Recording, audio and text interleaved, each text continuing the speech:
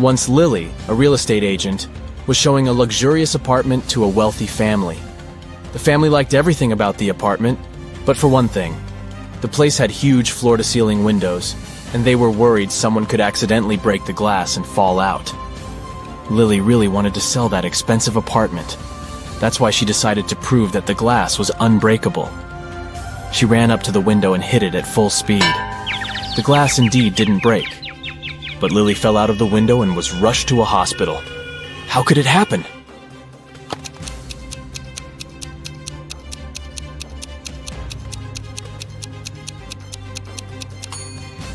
The glass didn't break, it simply popped out of its frame. One day, Detective Morris decided to have a walk in the park. In the middle of his stroll, he got a call from his assistant. It turned out that a huge pile of plastic on the outskirts of the city had disappeared overnight. The detective rushed there, and guess what? The information was true. But the most bizarre thing? There were no tire tracks or any other marks around the place. But then, how could the thief transport so much plastic without using a vehicle? Suddenly, Detective Morris noticed some weird footmarks. Can you help the man understand who they belong to?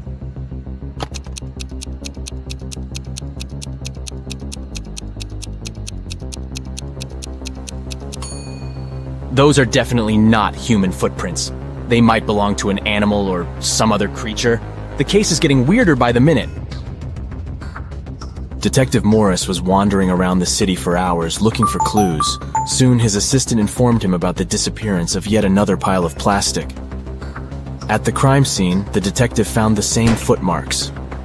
The expert he had asked to examine the photos and samples replied that the footprints didn't match any other in her extensive database. She even suggested that they could belong to an alien. But why would aliens need our plastic? Morris decided to prevent the next crime. He went to the outskirts of the city again and spotted 2 piles of garbage. Look at them attentively. Which one might aliens want to steal?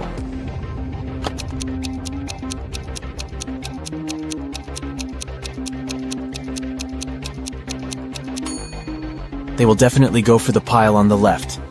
There's too much stuff made of iron in the right pile, but aliens are after plastic, so pile on the left it is.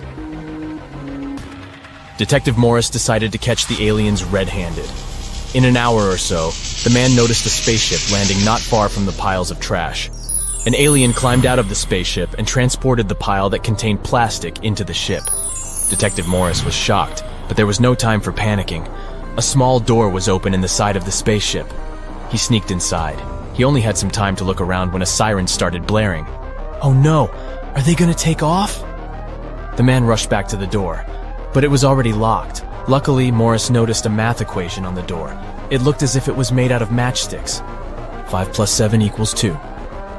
But the answer was wrong. By trial and error, the detective understood he could only move one matchstick to make the equation correct. How can he do it?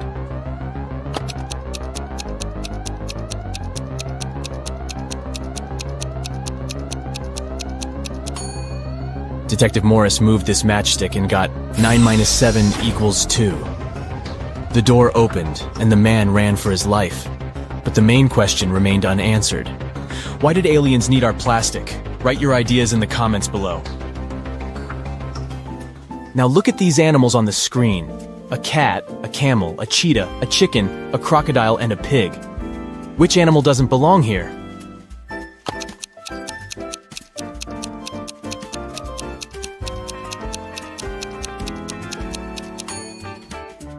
The pig is the odd one out. It's the only animal whose name doesn't start with the letter C. Did you get it? Nice job! Look at these 6 glasses. The first 3 are filled with water, while the other 3 are empty. How can you arrange them so that they alternate in a full, empty, full pattern if you can only move one glass?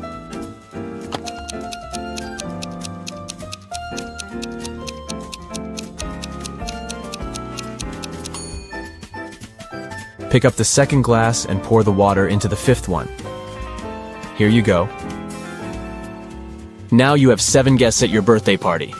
And your task is to figure out how to divide your very round birthday cake into 8 equal pieces by making only 3 cuts.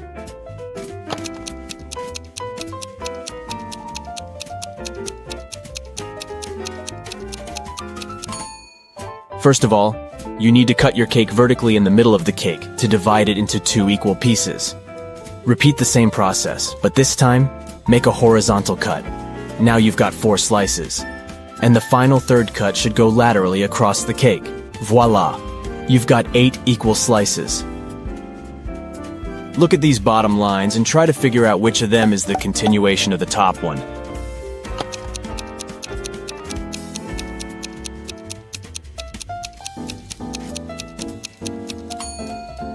It's this line on the left, see?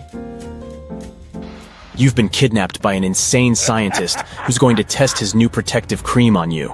After covering you with this lotion, which you absolutely don't trust, he offers you to choose one of the 3 containers he'll then throw you in.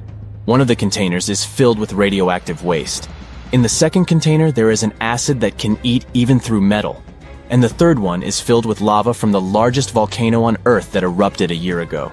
Which container should you choose?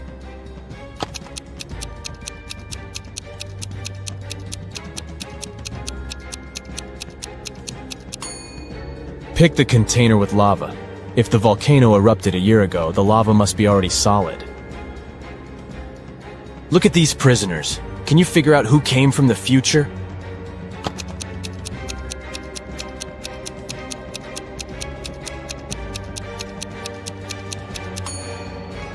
It's the guy in the middle.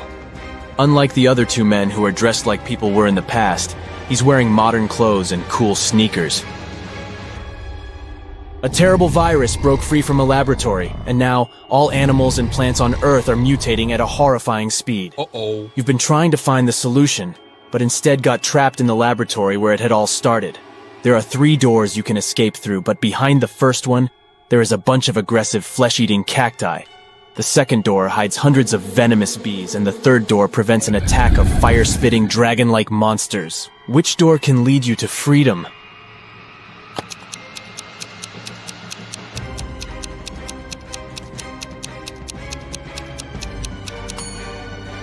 You can get out of there alive if you choose the first door. Even though the cacti eat flesh, they're still plants and can't move, so you can easily get around them. You're trapped in a room that's steadily getting filled with water coming from a tap in the wall. There are no windows in the room and the door is blocked. You have a mop and a big bucket. What can you do to survive? Yep, you don't have any options in this riddle, so think of your own way to get out of this situation.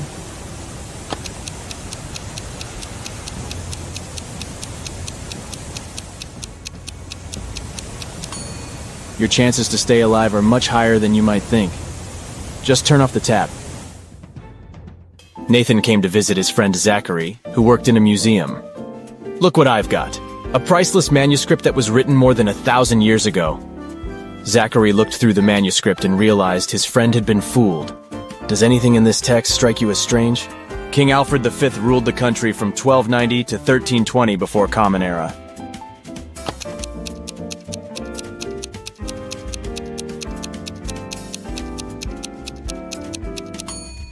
If we talk about the dates before the Common Era, they should be in reverse order. The original text would read, King Alfred V ruled the country from 1320 to 1290 before Common Era. A villain has caught you, and now he lets you choose in which cage he will keep you. You can get out of the cage only through the lid in its ceiling. But on top of the first cage, there is a nest of venomous snakes. Boiling water is on top of the second cage. And on top of the third cage, there is a hungry lion. Which cage should you pick to be able to escape when the villain falls asleep?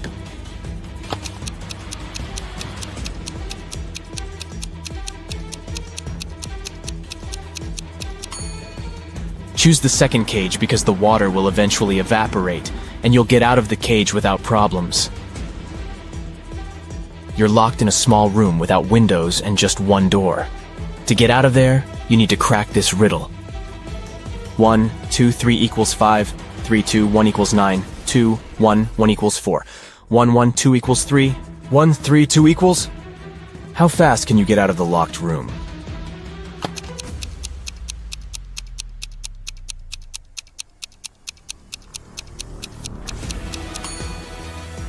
The answer lies in the addition of the second and third digits, and the multiplication of the sum by the first digit. Let's take the first equation. 1, 2, 3 equals 5. 2 plus 3 equals 5. 1 times 5 is 5. Let's make sure. 3, 2, 1 equals 9. 2 plus 1 equals 3. 3 times 3 is 9. Then the answer we need is again 5. 3 plus 2 equals 5. 1 times 5 is 5. Now, let's check if you can think outside the box. A few rebus puzzles will do the job. Yeah. Try to figure out this one. Way. Progress.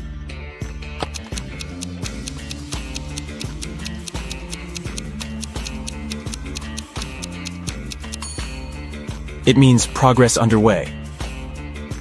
How about this one? Noon. Good.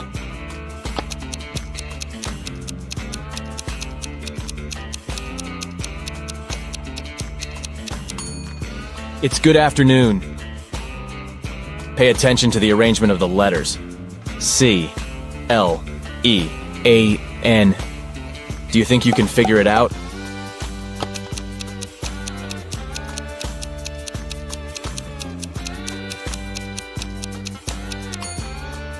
It means clean up.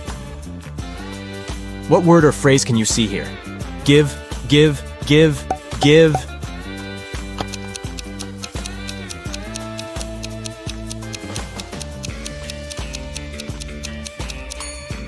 It stands for forgive. Concentrate. I believe you can crack this puzzle. 1N, 3N, 5N, 7N.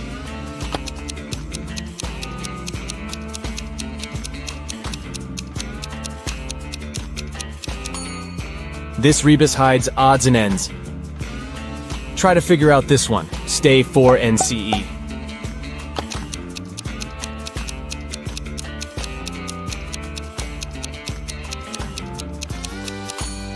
It's for instance.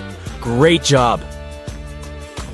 Mr. Carter, a rich man who collected antiques, asked Detective Morris to visit him. When the detective arrived, the collector said, "I've just got a precious statuette, but I need to go away on business for a week, and I'm afraid someone will break into my house." Of course, the statuette is insured, but still. Detective Morris had some other urgent things to do, but he promised to come back in the evening to figure out the solution. But when he arrived several hours later, Mr. Carter was in despair. I drove my sister to the doctor and was away for an hour or so. But when I came back, the statuette was gone. Detective Morris didn't believe the collector. Why?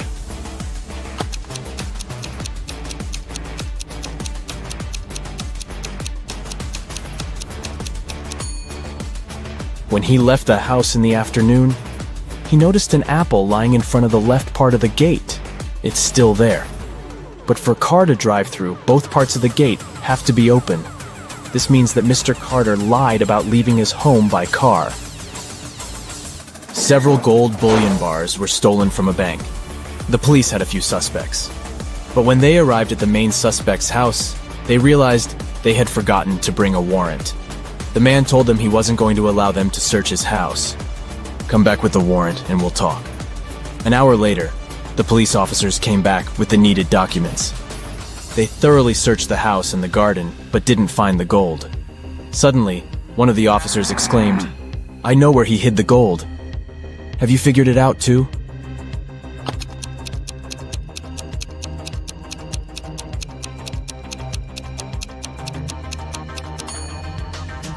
The gold is in the swimming pool. When the police visited the man for the first time, the level of water in it was much lower. A very famous painting disappeared from the museum. Later, the police managed to find it. But there was a problem. They found not one, but 3 paintings. Only one of them is original. The others are just copies. Can you help the police figure out which the original painting is?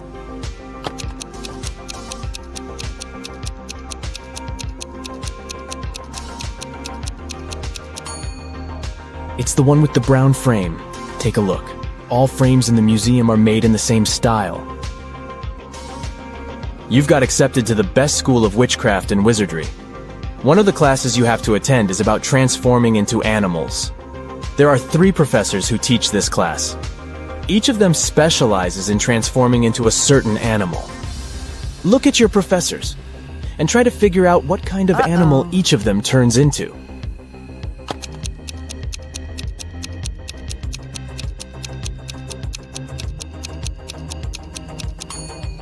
Have you noticed that the first professor has a forked tongue? He must transform into a snake. The second professor has a lion's tail. It must be the animal she transforms into. And the third professor has bear claws. He must turn into a grizzly bear. Hey, meet Callum, the world's best detective. You ready for a ride-along? Let's go. It was a rainy and gloomy day, and Detective Callum was having a snack in his office. Suddenly, a woman burst in and asked for help. She said she had hung her laundry outside to dry, then gone back in the house to watch some TV. When she went back out, her favorite dress was gone. She suspected her neighbor, Jane. She was always jealous of that dress. She even wanted Jane arrested. Detective Callum wasn't impressed. He said she had just made up the whole story. How did he know?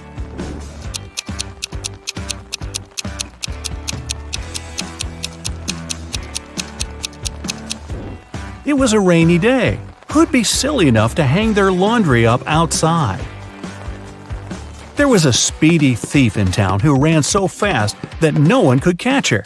After a lucky tip-off, the police saw a woman climb in through a store window. They surrounded the store. Inside were 3 women. Detective Callum was called in to interrogate them and identify the thief. When the detective arrived, he didn't even need to ask a single question. He knew exactly who the thief was. Which one was it?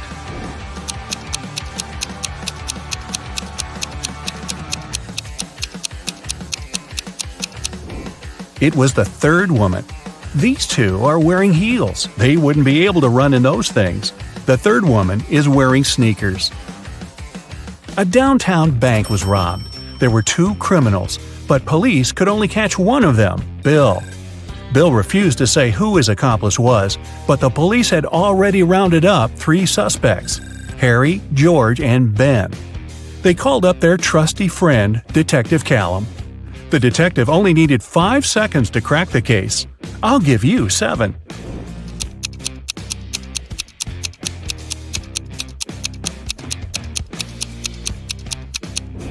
It's Ben. Look, he has the exact same tattoo as Bill. Several women had gone missing recently, and even though it was a small town, police just couldn't catch a break. No clues for months. One day, Callum spotted the kidnapper going into a small abandoned shed. When he burst in, he found himself looking at 3 women. They all said they were locked in this small room and hadn't been out in months. But Callum knew one of them must be the kidnapper who was just pretending to be a victim. The first woman said her name was Genesis. She had been there about 8 months. The second woman, Tatum, said she had been there about 6. The third woman, Chloe, said she'd only been locked up for about 2 months. The detective knew exactly who the kidnapper was. Do you?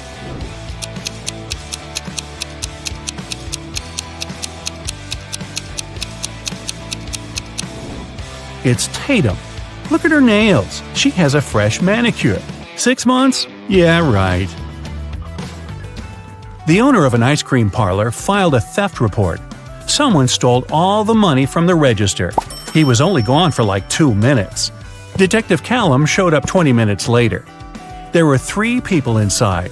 Ainsley said she had been talking on the phone with her friend. She hadn't seen anything. Rhett said he just arrived a couple of minutes ago. Joshua said he wasn't really paying attention. He didn't notice anything. So, can you figure out who's lying? Who stole the money?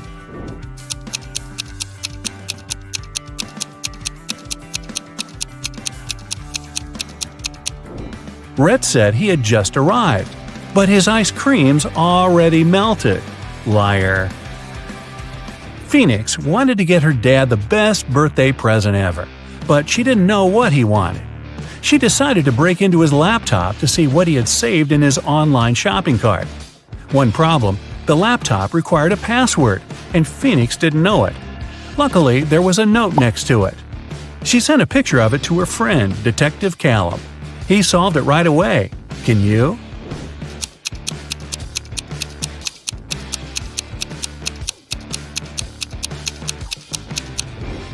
The note doesn't make sense because it's upside down. Flip it over, and you'll see a sequence of numbers 88, 89, 90, 91. The numbers before it are 86 and 87. So the password is 8687. Detective Callum traveled to a small neighboring city where young women were being kidnapped every day. 4 had already gone missing. They all lived on the same street. Their names were Ava, Bella, Celeste, and Daphne. There were only 3 women left on the street: Ava, Riley, and Georgia. Callum had to act fast. Who would be the next target?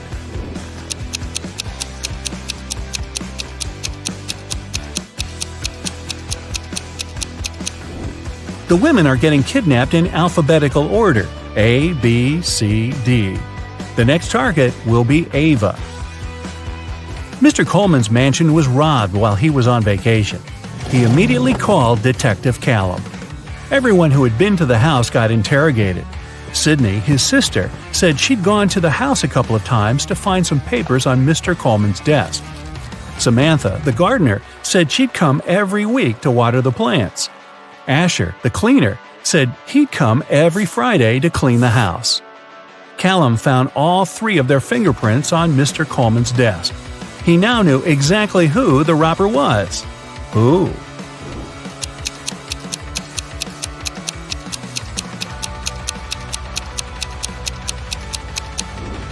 It was Samantha, the gardener. Sydney and Asher had a reason to touch the desk, but Samantha wasn't even supposed to be in Mr. Coleman's office. There aren't any plants in there. A rich woman was robbed on her private yacht during a ferocious storm. A witness said they saw Kai watching the woman right before she was robbed. Kai denied everything and said he was in his cabin at the time, writing a letter to his wife. Detective Callum asked to see the letter. 5 seconds after Kai handed it to him, Detective Callum put him in handcuffs. Why?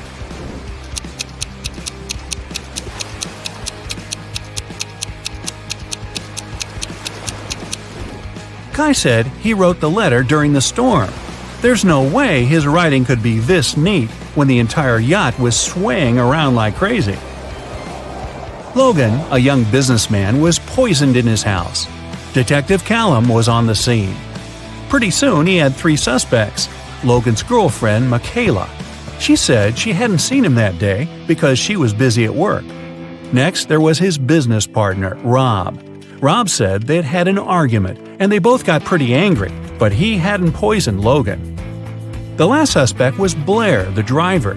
She said she wouldn't know how to poison someone even if she wanted to. Who should Detective Callum arrest?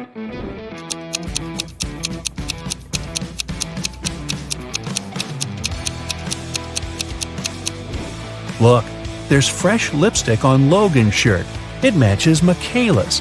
But she said she hadn't seen him that day. Suspicious. Eloise found her friend Fleur poisoned in her room.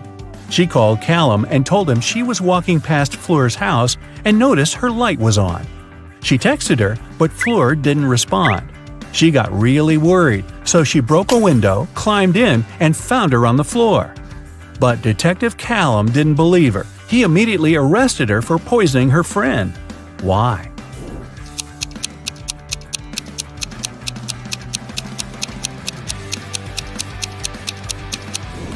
Eloise said she broke a window to get in. If that was true, the broken glass should be inside the room, but it wasn't. Eloise had to cover her tracks, so she broke the glass later from the inside. A college student was robbed during a flag presentation. Detective Callum arrived to investigate the case and interrogated several suspects. Kennedy said that she was in the bathroom at the time. Gavin said he'd noticed that the Japanese flag was hanging upside down, so he'd gone over to fix it. Eleanor said that the student who was robbed was her best friend. She would never do that. Who's guilty?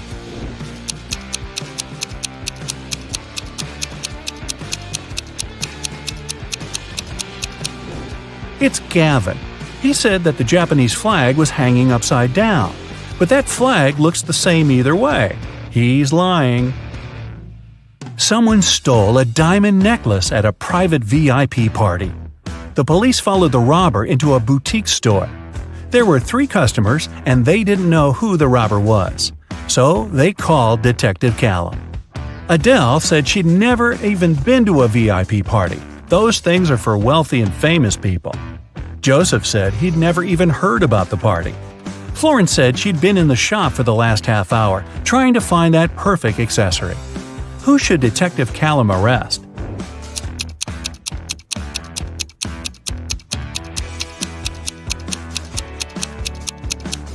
Adele. She's wearing a gold bracelet and earrings. Seems like she was just at a pretty fancy event. Maybe a VIP party? Detective Callum got word that some outer space species had landed on Earth. He had a special mission to spot the aliens and report the information. He walked into a cafe. Aha! I spotted one. Who did he suspect?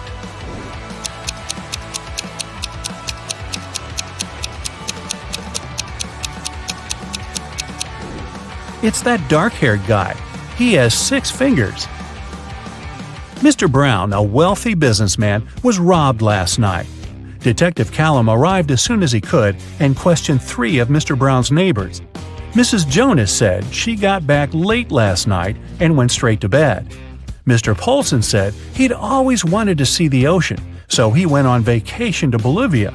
He just got back about an hour ago.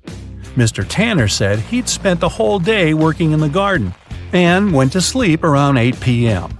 Who did Detective Callum arrest?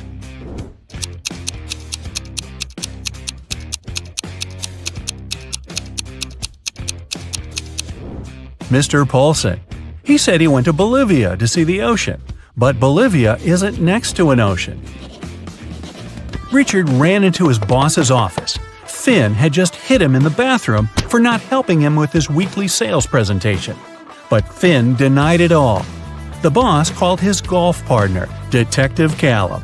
He arrived, looked at Richard and Finn, and somehow knew that Richard had lied. How did he know?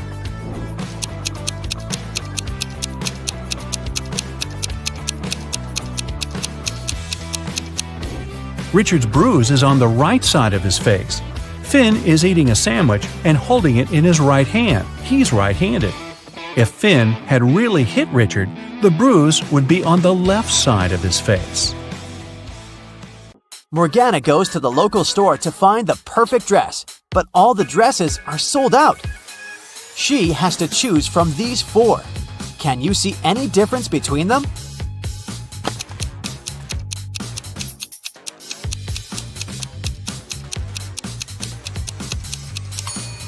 The 3rd dress has a slightly different lace decor. In the evening, Morgana is walking to the dormitory through the garden. She finds her roommate, Elle, lying unconscious in rose bushes. Teachers conclude that someone had put a sleeping curse on her. The only way to help her is to find the wizard and make him reverse the spell. Morgana questions 3 witnesses. The cook says, I was cleaning the kitchen, and I was about to leave after that. the librarian says, Yeah, I was reading a book. It was so interesting. I spent all day indoors and I didn't pay any attention to the outer world. and the gardener says, I was watering lilies in the opposite corner of the garden. I didn't see anything. Who cursed Elle?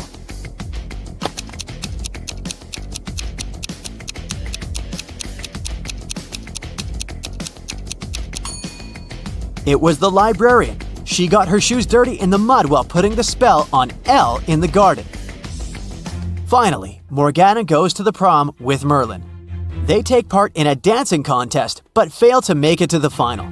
These couples are the top 3 finalists. Suddenly, the winning couple turns into frogs. The local doctor checks the frogs and finds out that someone had poisoned them with a magic potion. But the dancers ate the same food and drank the same drinks as everyone else at the party. Can you guess what happened here?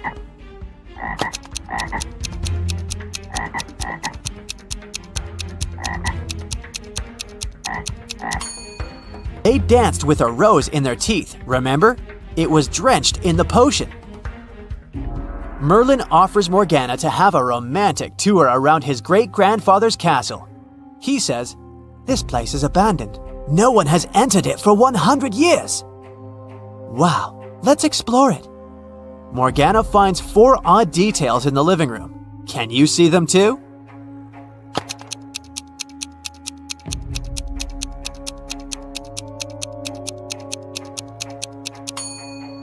There's a laptop on the table covered with dust. There were no such laptops 100 years ago. Also, the flowers in this vase are fresh. There's a color photo in a frame on the wall, and this old beautiful clock has 13 divisions, not 12. Merlin and Morgana go to the basement. According to rumors, a very powerful magic book is hidden here. They find a large stone box, but unfortunately, it's locked. Do you have any clue how to open it?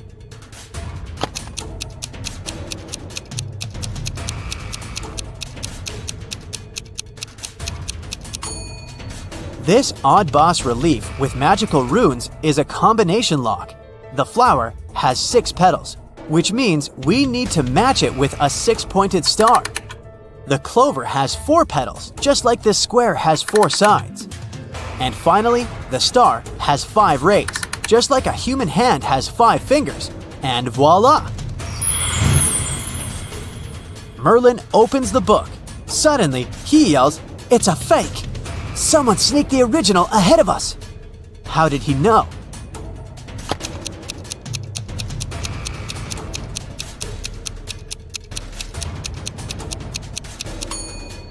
There's a modern barcode on the cover of this book. Morgana and Merlin find a note in the fake book.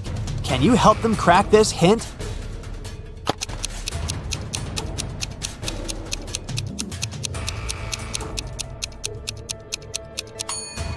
The paper is purple, and the rebus means corridor, so they should search a purple corridor. Morgana and Merlin wander around and find the purple corridor. There are 3 doors leading to the original magic book, but each way hides some danger. There are multiple hungry piranhas behind the first door. There's a family of vampires behind the second door, and there's an evil witcher behind the third door. Which way should they choose?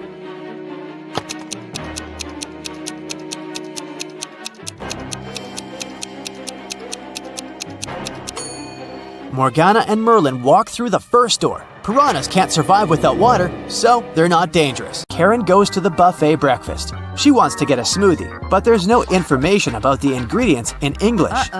Unfortunately, Karen is allergic to strawberries. Can you figure out which smoothies are safe for her?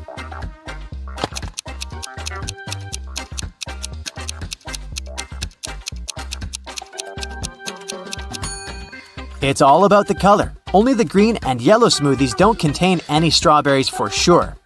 Other options are risky. Karen enters a spa center. The manager asks her to wait for 15 minutes.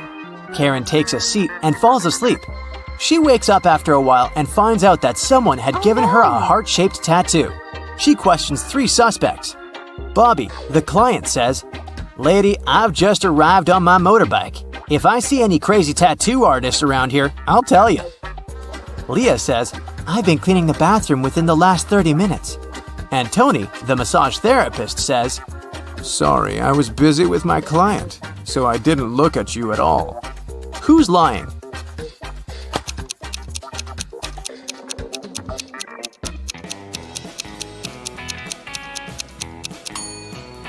Bobby, this motorbike has flat tires, and besides, it was already there when Karen entered the spa.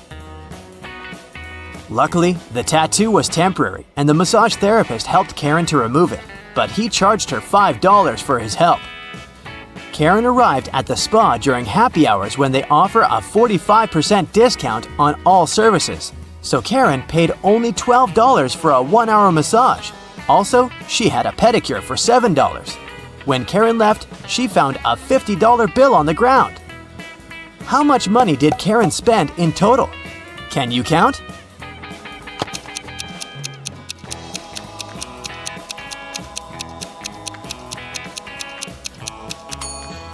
Karen spent a total of $24. As for this $50 bill, it's fake, so it doesn't make any difference. Karen brings her clothes to the local laundry owned by 3 sisters. She returns to pick up her stuff in 5 hours. Unfortunately, someone has burned her favorite dress with an iron. Karen gets furious and questions the sisters. Mia says, "I didn't iron today, it must be Pia." Pia says, Nah, I was planting roses in the garden all day. It must be Gia. and Gia says, "I don't know who's guilty because I've been away all day." Who burned Karen's dress?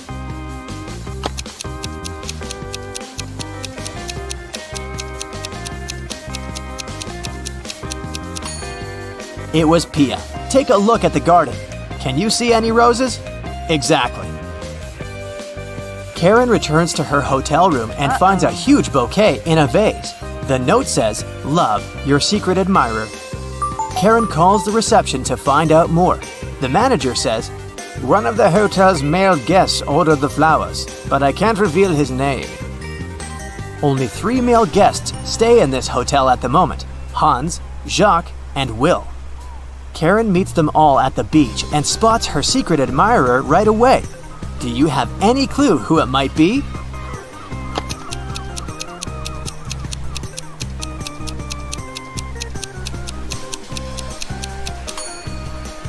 Karen received pink lilies. Take a look at Hans's shirt. It has a print with pink lilies. He loves these flowers, but this doesn't prove anything. Will has a tan line from a wedding ring, and he's taking pictures of his wife surfing. But Jacques is writing in the sand, and his handwriting looks suspiciously similar to the love note. Spotted! Karen and Jacques go for a walk. He brings her to a pier with 3 boats. Jacques says, "If you manage to guess where my boat is, I'm going to give it away to you. Can you help Karen find the right answer?"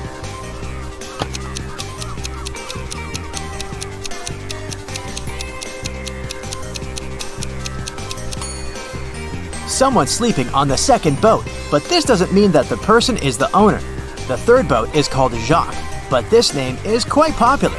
Let's take a closer look at the first boat. Can you see the red trousers on a hanger? They match perfectly with Jacques' jacket. Therefore, this is his boat. After breakfast, Cassie goes diving. She sees a lot of identical clownfish underwater, but one of them doesn't belong here. Can you spot the odd fish out?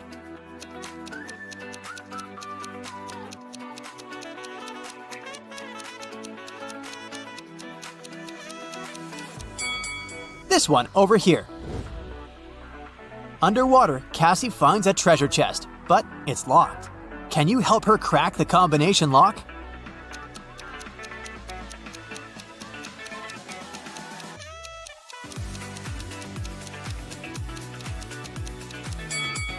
There are 3 turtles painted on the treasure chest. Each turtle has a certain number of rings on its shell.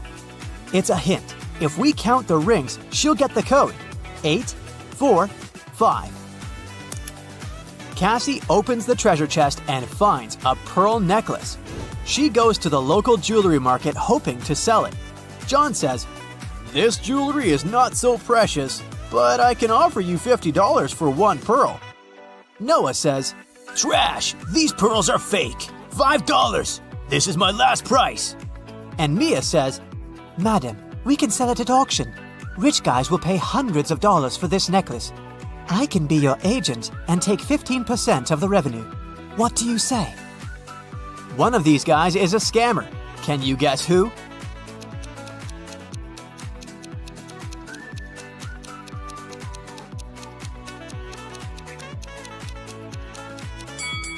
Noah is wearing another person's work badge. Therefore, he had stolen someone else's identity. Cassie wants to buy a new swimsuit. She walks into a fitting room and sees these 3 pairs of legs. Can you guess who's broke?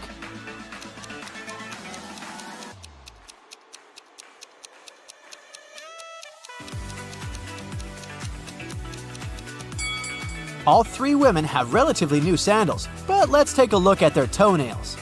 The first lady has an excellent fresh pedicure. The second one doesn't have any nail polish, but maybe she just prefers to look au naturel. And the third lady has toenails with peeled nail polish. Therefore, she's the one who's broke. In the hotel lobby, Cassie meets 2 of her roommates, Tina and Jeff. One of them is a werewolf. Can you guess who just by looking at this picture?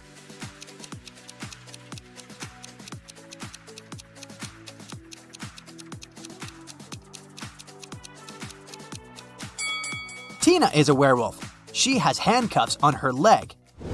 Cassie goes to the beach to sunbathe. There's a vampire on one of these sun loungers. Can you spot where exactly?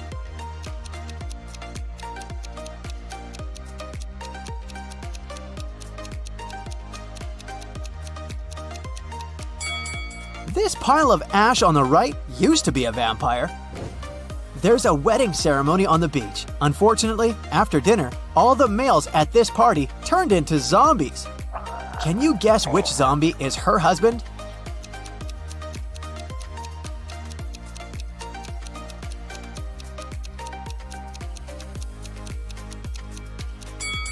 It's this guy. He's wearing a ring. In the evening, Cassie arrives at an abandoned haunted village to film a video for her vlog. She spots 5 weird things about this place right away. Can you see them too?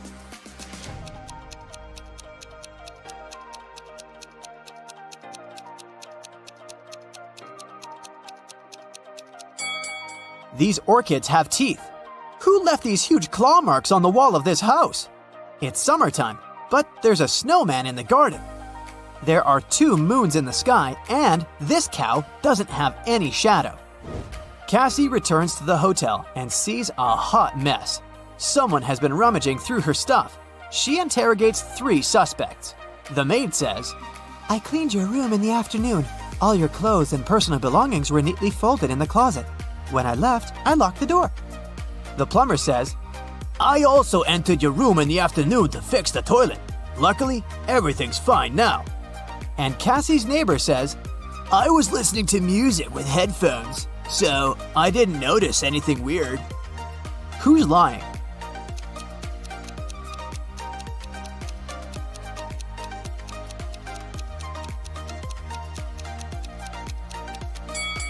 It's the plumber. He said he fixed the toilet, but it's still clogged. One of the hotel guests, Peter, likes Cassie. He wants to impress her and shows her some pictures from his travel blog, but Cassie spots a fake right away. How?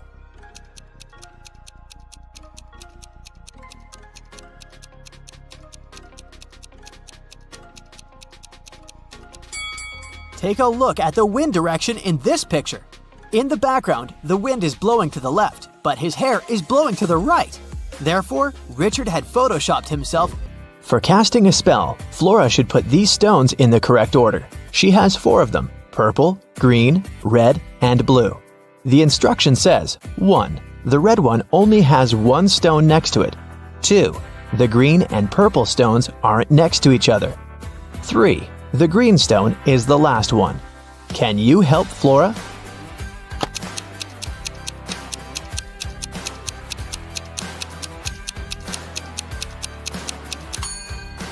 If the red stone only has 1 other stone next to it, then it's either the first one or the last one. But since green is the last one, then red is the first one. If the green and purple stones aren't next to each other, then there's the blue stone between them. So, the correct order is red, purple, blue, and green. It was midday. Kaylin was exploring a big local forest. She found an abandoned mansion and entered it. The door closed behind her back and wouldn't open. Oh no! Kaylin got trapped inside. There were 3 other doors leading to freedom, but there was a catch. Behind the first door, there was a huge pit that would take her miles underground.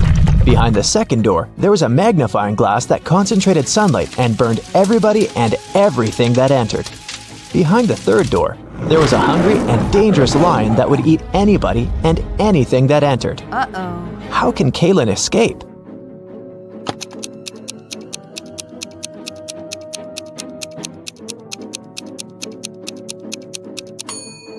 Kaylin should wait until sunset. When the sun goes down, the second door with the magnifying glass won't be dangerous anymore. Amelia, Belle, Chloe, and Della are identical quadruplets who always prank people. One day, one of the girls' teachers had to let Amelia leave the class early. She had a doctor's appointment, but the woman wasn't sure which girl was Amelia. The quadruplets had decided to help her. Here is what they said. Amelia is one of the girls standing in the middle. No, Amelia is one of the girls standing on the sides. I'm Amelia.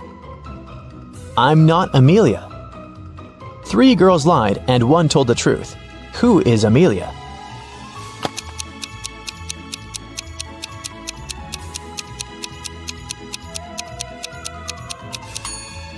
If Amelia is the first girl, then 2 girls told the truth, the second and the fourth ones. If Amelia is the second girl, then the first and the fourth girls told the truth. If Amelia is the third girl, then the first and the third ones told the truth. But if Amelia is the fourth girl, then only the second girl told the truth. So, Amelia must be the fourth girl. Esme was having a walk in the forest and got lost. She found a witch's house, petted her black cat, and asked the witch to send her home. The witch wanted to play a game. If Esme won, she'd send her home. But if Esme lost, she'd have to stay with the witch forever. We'll be saying numbers between 1 and 10. The next player will have to choose a number that's between 1 to 10 greater than the previous one. The first person to say 50 wins. You can start. How can Esme win?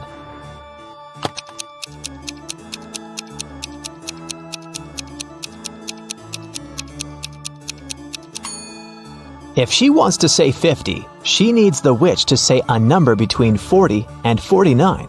So, before 50, she has to say 39.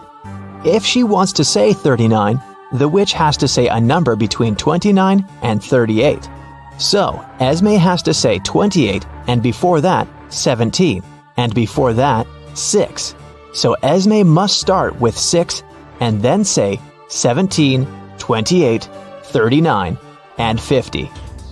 Cassidy woke up in a dungeon and couldn't remember what happened to her. She needed to get out, but the door was locked and required a password. Can you guess what the password is?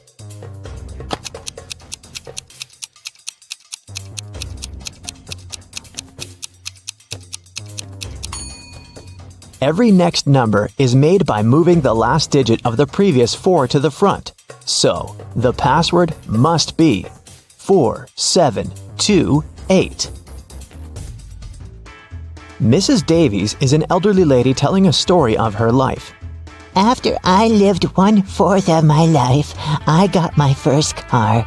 I married 1/12 of my life later. 1/6 of my life later, I started a business. 1/4 of my life later, I got my first granddaughter.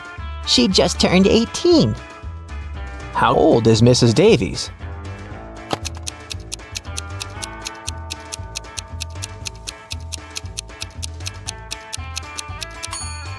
Let's say Mrs. Davies is X years old. 1/4 of her life, till she gets her first car, X is 4. Then we add 12 till her marriage. X till opening her business, 4 till the birth of her granddaughter, and finally 18 years from then till now. It should all be equal to X. If you solve this equation, you'll figure out that X is equal to 72. So, Mrs. Davies must be 72 years old. Esme was walking in the forest, and you know what? She didn't get lost this time. She knew how to get home, but the other road led to the witch's house, and the girl recently came up with a cool riddle for the witch. So, Esme decided to pay her a visit. She offered a deal. If the witch couldn't solve her riddle, Esme would get her cat. The witch agreed, and Esme gave her a square piece of paper, 4 inches by 4 inches, with a total area of 16 square inches. Turn it into a square with a total area of 8 square inches without a ruler. How can the witch do it?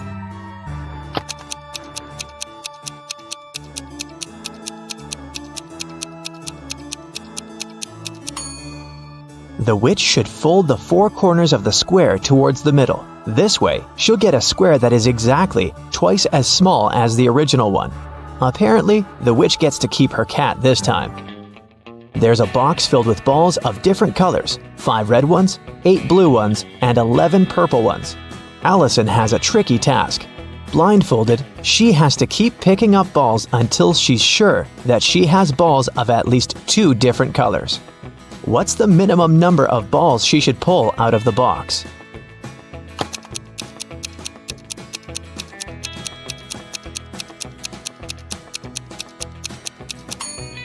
In the worst-case scenario, Allison will be picking up balls of the same color until there are no more of them left in the box. The majority of balls are purple, so if she picks up a purple ball every single time, it'll be 11 balls. And only after that will she get a ball of a different color. So, she should pick up 12 balls. Nathan sneaked out of the house late in the evening to meet his girlfriend. The teenager thought he was extremely careful and quiet, but his whole family knew about his plan. They were aware that the guy would return at midnight. They decided to make a bet. The one who would see Nathan first when the guy started climbing the fence would be the winner. No chores for them for 1 week. Not to fall asleep, Nathan's dad switched on the TV. The teen's grandfather settled in the living room and started to read a book. The grandmother went to the kitchen to make pizza, and Nathan's mom went to her room, sat down on the floor, and started meditating. Who's going to be the first to spot Nathan when the time comes?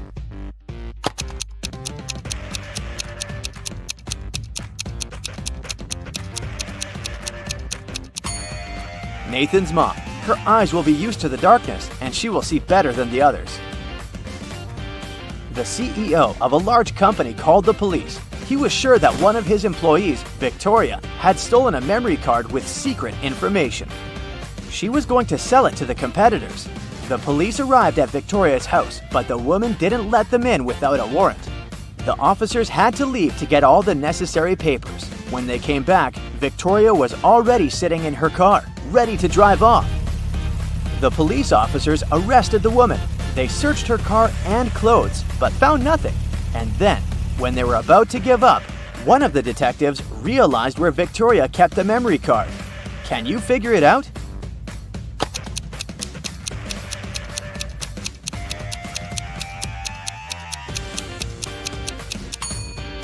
When the police first came to her, the woman had her hair down, but after that, Victoria changed her hairstyle. The memory card is in her bun. Martin was driving past a bus stop when he saw 3 people standing there. One of them was Monica, a woman he had a crush on. Martin also spotted Sam, his friend, and an elderly lady who looked like she was freezing. Unfortunately, Martin had a 2-seater car. What should he do?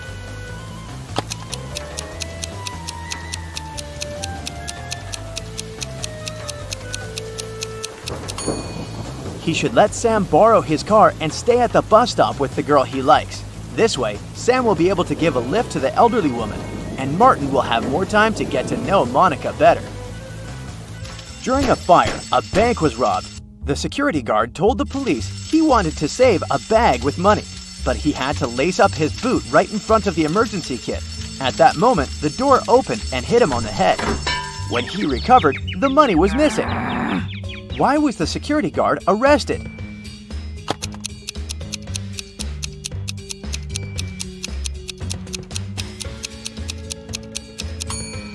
All emergency doors open outward. Detective Adams came to the park to have lunch in the sun, but his attention was drawn by 3 men running around a fountain. Each of them was shouting, "Thief! Catch the thief!" The detective was confused. Who was the real thief? That's why he just kept watching.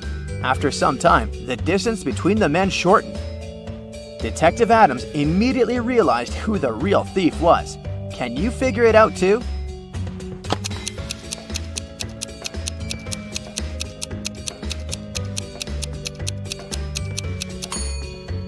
If the third man was the thief, the second one would only have to turn around to catch him. The same goes for the second man, which means the man running in first is the criminal.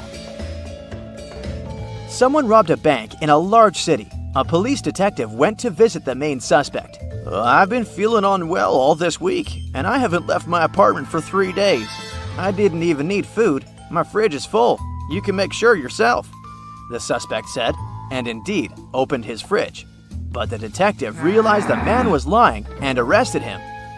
How did he figure it out?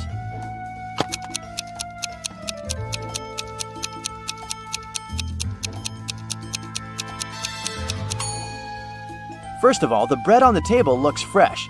Plus, if the man had been staying inside for 3 days already, his fridge wouldn't be that full. Lisa was a famous top model. She was found unconscious in her dressing room during a photo shoot and taken to a hospital. Doctors said she had a severe allergic reaction, but when Lisa came to her senses, she insisted she hadn't eaten anything all day.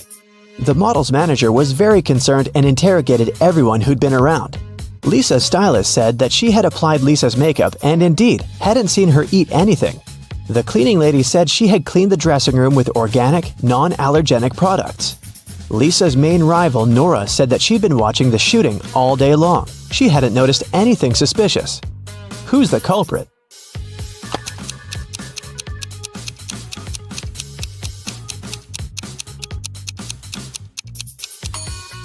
It was the stylist. Lipstick was the only thing Lisa could have swallowed that day. In the middle of the night, Dennis woke up because of a loud crash. One of the kids must have been out, but they know they aren't allowed to leave at night. The man went to check on the children. All three of them, Catherine, Ruth, and Larry, seemed to be sleeping peacefully. Look at the kids and try to figure out who sneaked out of the house.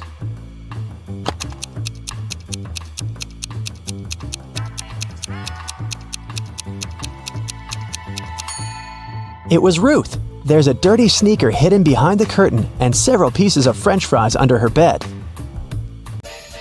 Brenda was traveling by train. It was scorching hot in the carriage. The girl took off her gold bracelet decorated with diamonds and put it on the table in front of her. Several minutes later, the train entered a tunnel, and it got pitch dark. When the tunnel was left behind, there was no bracelet on the table. Brenda was shocked. "Someone's taken my bracelet!" There were just 3 other people in the compartment. Helen said she'd been sleeping. Rachel was reading a book on her phone, and Gregory had gone to the bathroom even before the train entered the tunnel. Who took the bracelet?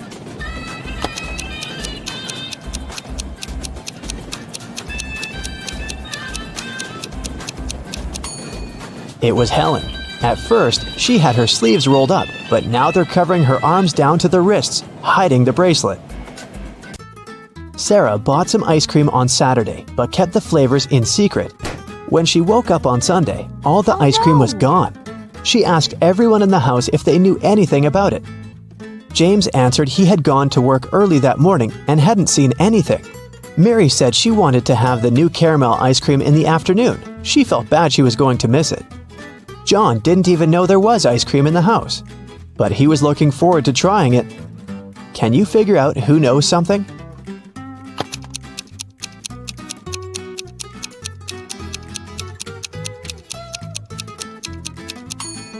It's Mary. The ice cream flavors were a secret. She couldn't be sure there was a caramel taste among them. Can you tell who's a real mermaid here?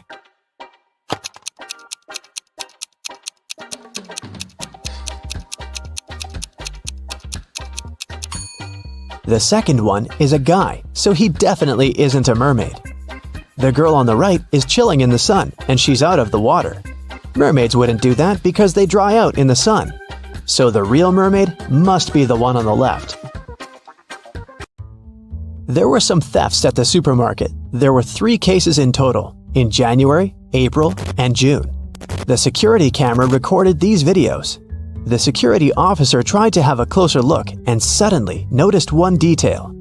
After that, the identity of the thief became clear. What did he notice?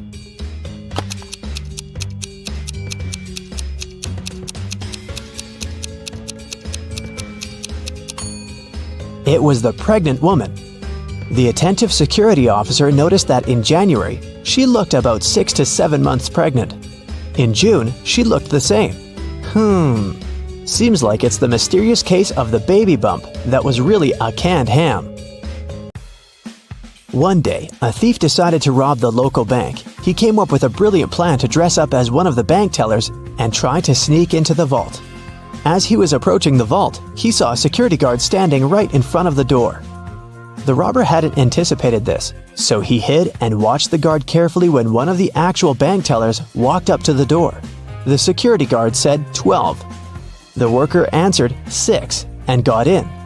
Then another teller came up to the vault. When the security guard said 6, The person answered 3 and was granted access.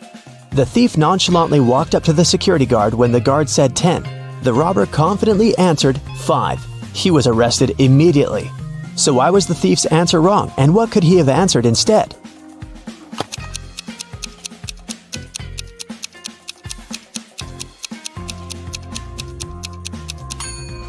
The response has to do with the number of letters in the word. 12 has 6 letters, so the answer is 6. 6, in turn, has 3 letters, so the answer is 3. Well, you can see by now that the robber should have said 3. Looks like he wasn't as brilliant as he thought. Mike has recently left his job. He's looking for a new, more exciting one. But so far, all his attempts have brought 0 results. Can you tell how many job interviews he has failed by looking at his apartment?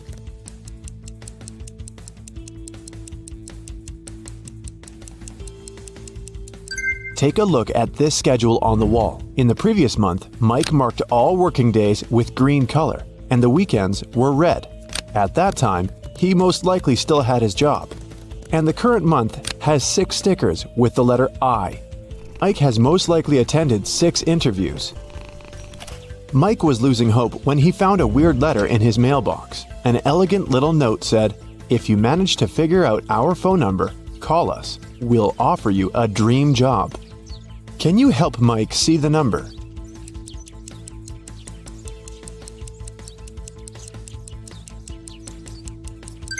It's 713819.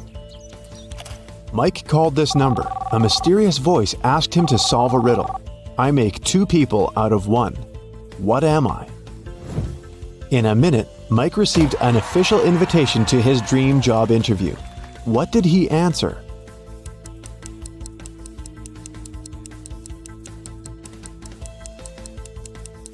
A mirror. When Mike arrived at the meeting location, he found a large, gloomy building in the middle of nowhere. The door slammed shut behind the guy's back as soon as he got inside. Mike found himself in a hallway with 3 doors. He noticed a boat, an insect spray, and an astronaut suit on the floor. The same mysterious voice said, "You can choose only 1 tool and 1 door. Good luck." There are venomous spiders behind the first door. A hungry lion is waiting behind the second door. And finally, there's a swamp emitting toxic fumes behind the third door. What should Mike choose to pass this test and stay alive?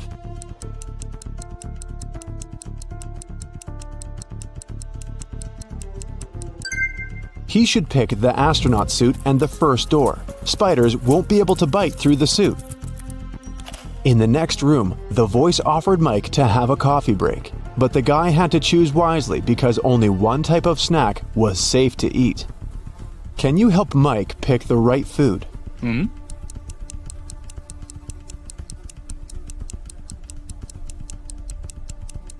There are human nails in the cupcakes and cockroaches in these chips. The color of the meat in this burger is very suspicious. This sushi set looks rather edible, but its smell attracts too many flies. Mike should choose these donuts. They look fresh and appetizing.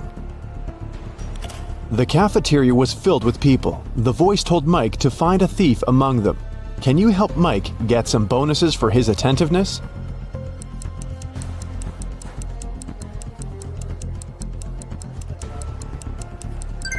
This woman over there is the thief. She's hiding spoons in her pocket. After lunch, Mike headed for the next room, but before the guy got inside, he had to solve a riddle to open the door. Some will use me, others will not. Some remember me, others forget. I can't be picked up off the ground or tossed into the sea. You can only gain me with time. What am I?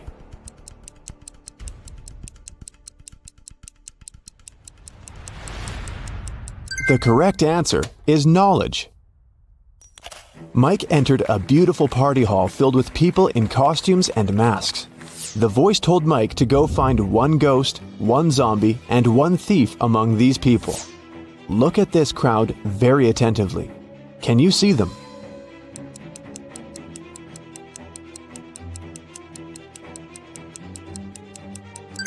The guy over there doesn't seem to have legs, and he's levitating. He must be a ghost. Look at this woman's food. Only zombies would eat that. And the woman over there is the thief. Her diamond ring doesn't fit her finger. Also, the ring is very similar to this lady's jewelry set. Mike tried to open the next door and receive a new question immediately. I look flat, but I'm deep. Hidden realms I shelter. Lives I take, but food I offer. At times I am beautiful. I can be calm, angry, and turbulent. I have no heart, but I offer pleasure and freedom. No man can own me, yet I encompass what all men must have. What am I? Mike solved this riddle and entered the next room. Have you figured out the answer too?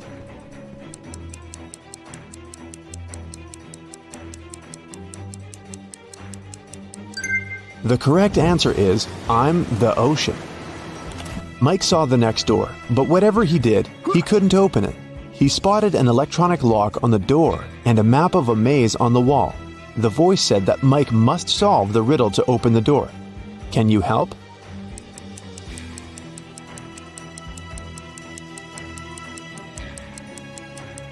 If you go through the maze from start to finish, you'll get 6251.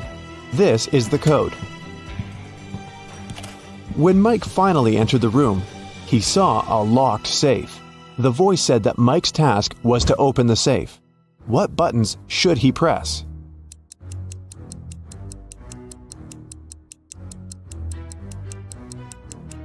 The puzzles present 3 colors: pink, white, and brown.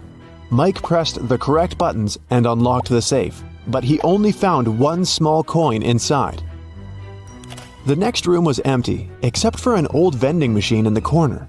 Mike came closer and noticed a small key inside the machine. Suddenly, the walls began to move. The room was getting smaller and smaller. The voice told Mike to be careful because the vending machine was broken. Some wires were torn and mixed up. Which button should Mike press to get the key out and get out of the room before it's too late?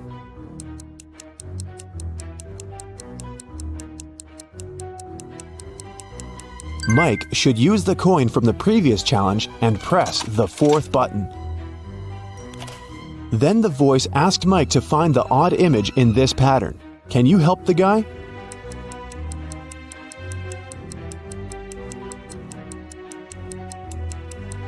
The couple over there is different. In another room, Mike met a nice elderly lady, Miss Jason. She was very upset because someone had broken into her apartment. Mike's task was to find the robber. He inspected the crime scene and questioned 3 witnesses. The cleaning lady, Sarah, said that she'd finished her work at 11 p.m. and left. Billy, a passerby, said that he'd seen a suspicious man in a mask in Miss Jason's window. Kelly, the neighbor, was visiting her boyfriend in another city. Who's lying?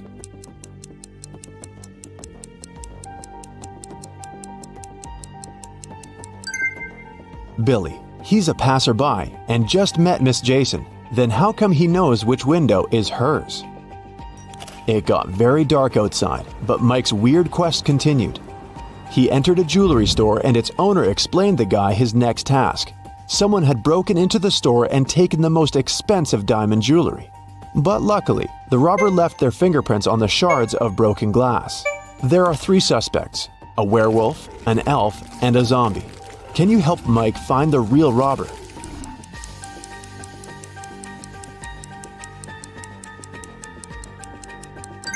It was the elf. He's the only creature among them with human-like fingerprints. Another door led Mike into a creepy lab. There, he saw a mad scientist playing a strange game with his patients.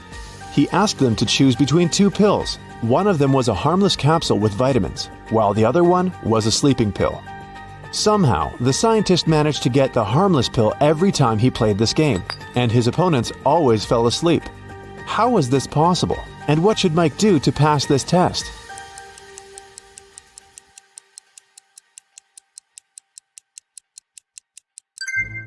Both pills were actually harmless. The scientist added a special substance to the glasses of water he offered his patients to wash down the pills. So, to stay awake, Mike should switch the glasses or simply refuse to drink any water. The next door was locked, but Mike saw 6 buttons with the images of a candle, fire, gloves, scissors, an apple, and a light bulb. The voice said, "I was carried into a dark room and set on fire. I wept, and then my head was cut off. What am I?" 1 minute later, Mike was already walking towards his next challenge. What button did he press to open the door?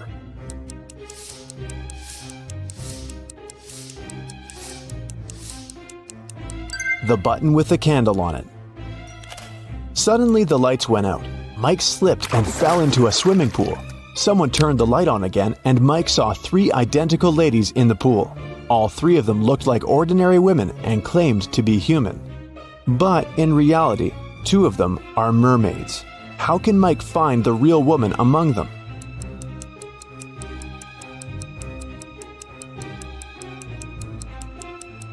He can dive and find the one without a tail. The mermaids told Mike that they wouldn't let him out of the pool until he solved another riddle. "I'm so fast you can't see me, although everyone else can see straight through me. I'm with you until your last breath. What am I?" Can you help Mike solve this riddle and escape?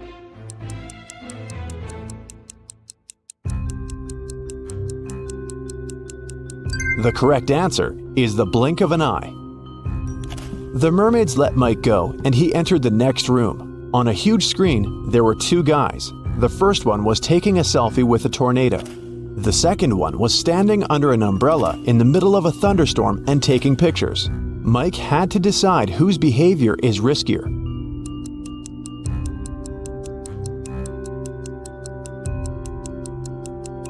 The tornado is very close. Therefore, the first guy is in greater danger. At the same time, the second guy will have enough time for another couple of shots. In the next room, Mike saw 5 zombies behind bars.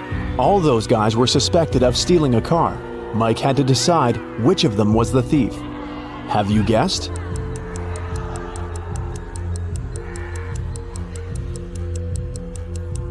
The guy on the left is sweating a lot, and zombies don't sweat and don't drive cars.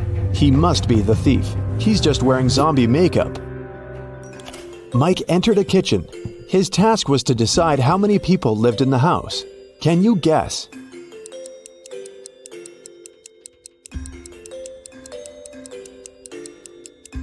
Three people. There are 3 different drinks on the table and 3 chairs. Now look at this bathroom. How many people live in this apartment?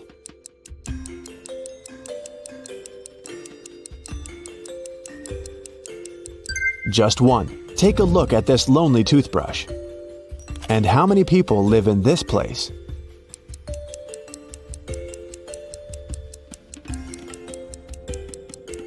Two people. Look at the family portrait. Mike saw 3 musicians rehearsing for a performance in a garage. The voice announced his next task: to find 1 suspicious detail. Have you already spotted it?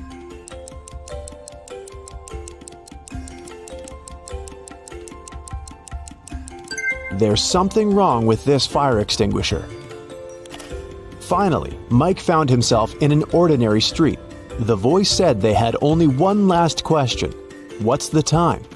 Mike had to choose between 3 options: 7 a.m., 3 p.m., or 11 a.m. Can you help Mike figure out the right time?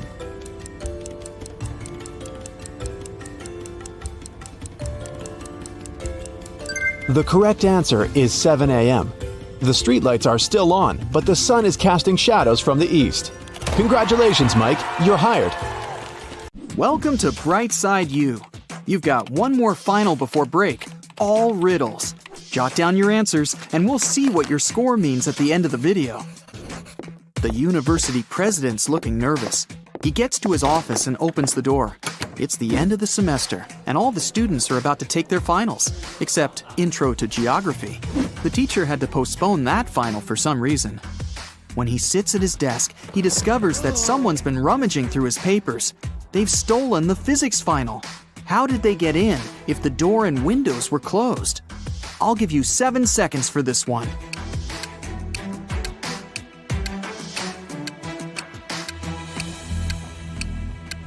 That ventilation panel above the president's desk, it's been moved.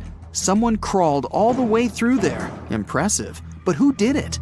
To answer that, you need to solve a bunch of other riddles first.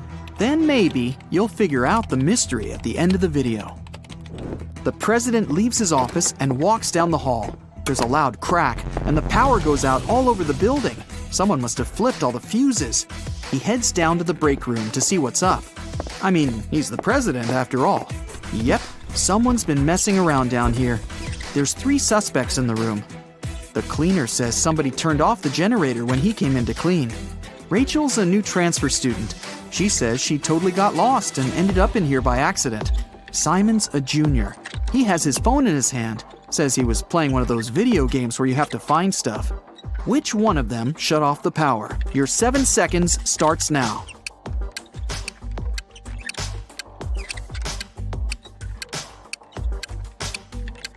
It was Rachel. It's the end of the semester. She wouldn't have transferred right before finals. But why did she do it? Maybe she wanted to disrupt the physics final. He turns the power back on. Ugh, hungry. Probably a good time to grab a quick snack. When he gets to the cafeteria, there's a new problem waiting for him. Someone emptied a whole bag of sugar into a huge pot of soup. Which student was it? You have 7 seconds.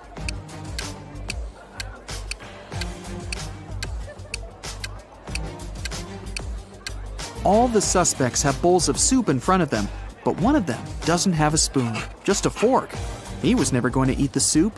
He knew it would taste disgusting. Just as the president finishes up his sandwich, he gets a text. It's from a professor. He needs help in his office ASAP.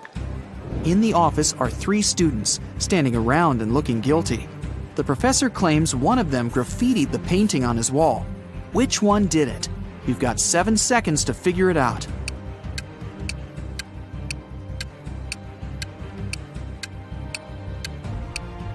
It's that one. She's covering her hands. There's probably some paint on her fingers that she's trying to hide from you. Next stop, the infamous physics exam. The president heads over to the exam room. Everything's quiet in there. Looks okay. All the students have their heads down, staring at their papers. But someone's cheating. The president can sense it somehow. Help him find the sneaky student. 7 seconds to scan the room.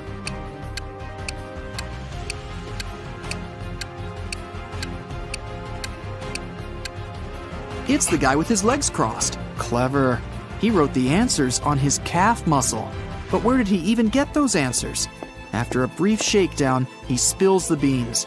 He got them from a friend. That hassle's over. Time for a coffee and a snack. A big one.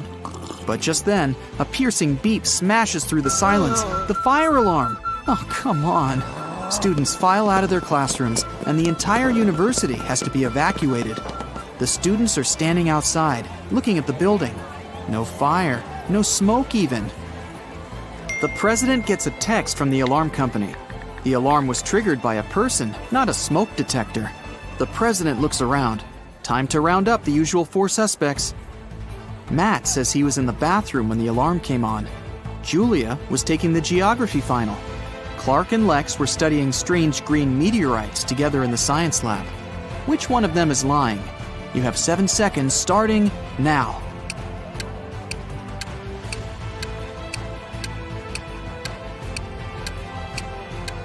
It was Julia. The geography teacher postponed the final, remember? Why would she lie unless she had something to hide? Today's not really his day. Someone cut down a tree right in the middle of the quad. The caretaker saw 4 students hanging out under the tree this morning, and now it's gone. Time to interview the suspects. Emily says she's been in the library all day. Loads of people saw her. Sam claims he was in the cafeteria having some soup. Lewis was in the physics final. And Michael says he's been hitting the weights all day, trying to get buff for the beach. Who cut down the tree? Your 7 seconds starts now.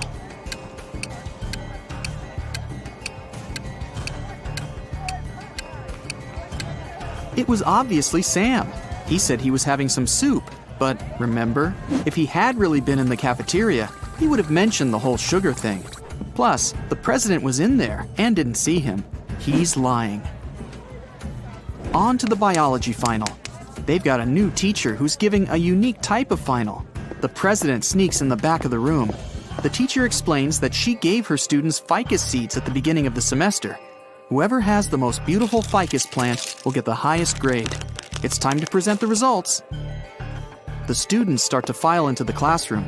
Half of them are holding pots with beautiful green ficus trees. The other half have pots filled with plain old earth, no leaves, no nothing. The teacher says the students with empty pots all get an A. Why did the teacher do that?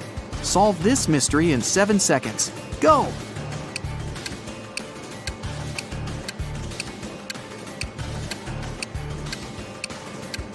At the beginning of the semester, she gave everyone fake ficus seeds. The students who showed up with full-blooming plants must have bought a full-grown plant and stuck it in the pot. Ha! Busted! Last final of the day, philosophy. The young teacher is in there, waiting for all the students to take their seats.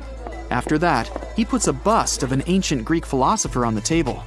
The teacher says, "Write a short essay on the following topic: why this bust doesn't exist." The student with the most convincing argument gets an A, while everyone else gets a C. Huh, tough teacher. After an hour, the students hand in their papers. Most of them filled up the front and back, but one student only wrote 2 words, and she got the A. What did she write? I'll give you 7 seconds to figure it out.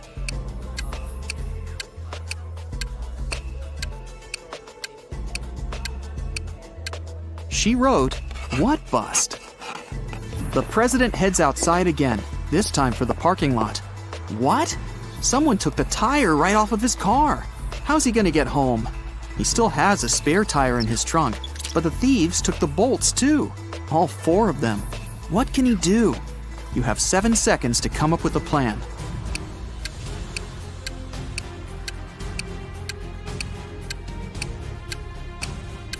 He needs to unscrew one bolt from each of the other 3 tires and attach them to the spare.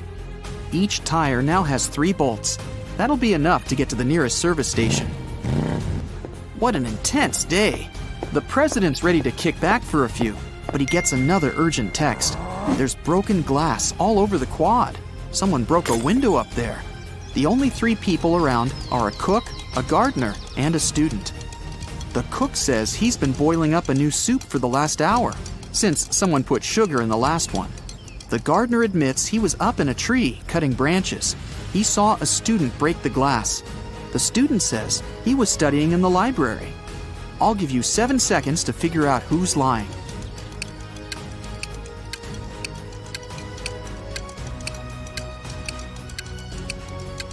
The gardener's lying. How could he have been up in the tree? It had already been stolen. He broke the glass, probably just by accident. The day's finally over. The president heads over for the best tradition on campus, the post-finals party. It's in the basketball arena. There are lights, decorations, and even a DJ. Everyone's dressed up, looking relieved. Finals are over. The party goes all night, but around 4 a.m., someone accidentally slams the doors too hard, and it triggers the automatic locks. Everyone's trapped. The president can be the hero of the party. He just needs to find a way out, grab the spare keys from his office, and open the door from the outside. But how? One of the students, Eric, says he knows how to get out of the gym through a vent. The president looks at him, and his face goes red with anger. Why? Last riddle, 7 seconds. You can do it.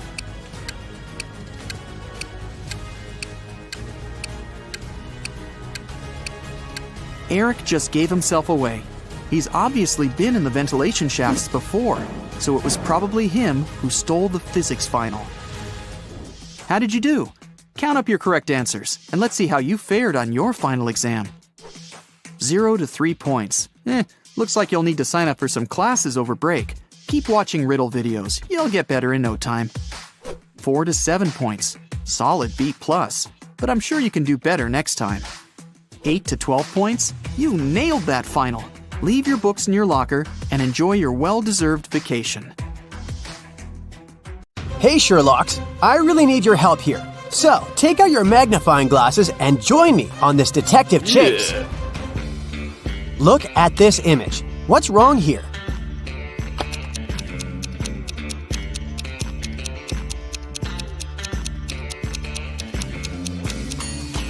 These guys seem to be playing tennis, but they're using a tiny football. Now how about these people? One of them is from the future. Can you figure out who it is? Be very attentive.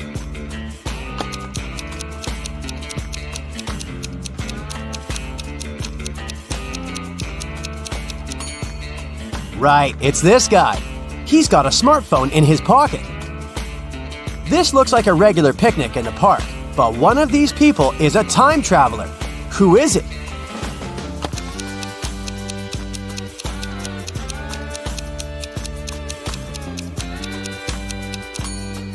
It's the guy with a USB port in his arm.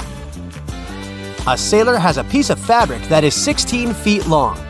He cuts 2 feet of this fabric per day. How many days will he need to cut the whole cloth?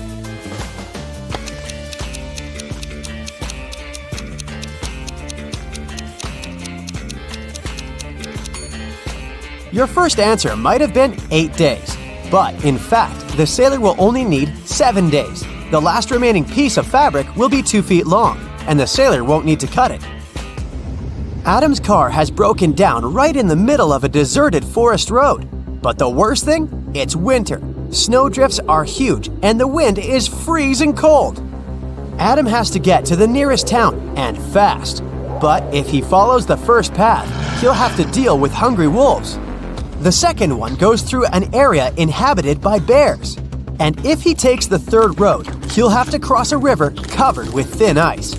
Which is the safest way?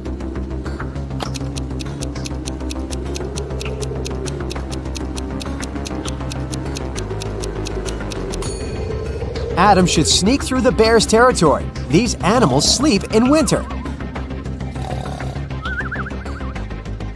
Look at this picture. Which cage, in your opinion, is the safest?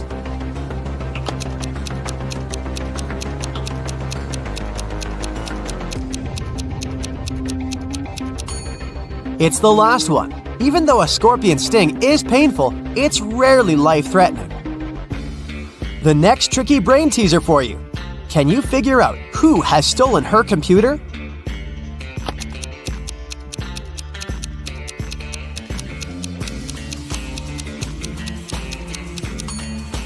It's definitely the girl on the right. Look at the strange shape her hoodie has taken. One of these girls is a wanted criminal. But which one?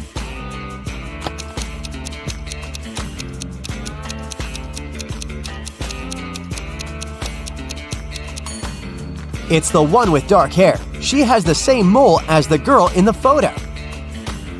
Now there is something terribly wrong in this image. Can you figure out what it is?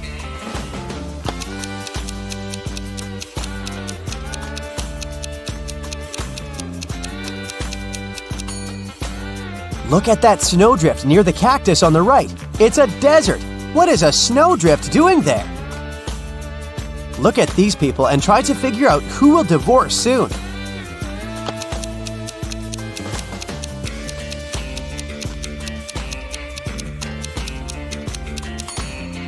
Most likely, it will be the couple on the right.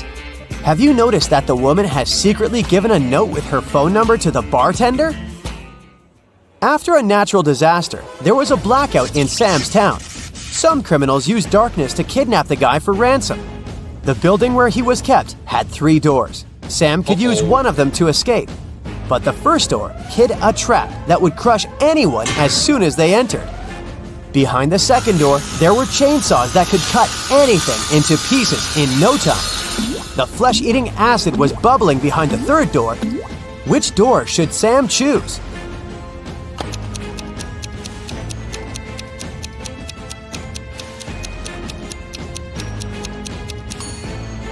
Chainsaws can't harm the guy because there's no electricity in the town, remember? Liza was a millionaire's daughter. She was fed up with her father trying to control her life, so she decided to run away from home. She took some money and the most discreet car she could find in the garage and left. The girl knew her father would send his people to bring her back. That's why she never stayed in one hotel for more than one night. One day, she found herself in a small town. It was getting dark, and she had no choice but to stop at the first hotel she saw. The receptionist said her room number was 710 and offered to show her where it was. Liza immediately grabbed her bag, ran out of the hotel, jumped in the car, and sped away. Why?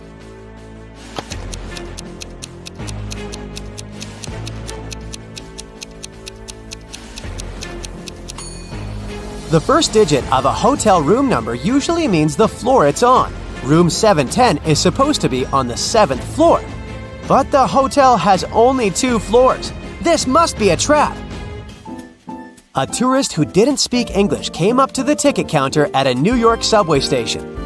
One ticket cost 50 cents, and the man handed the ticketing clerk $1. The woman gave the tourist 2 tickets without even asking how many he needed.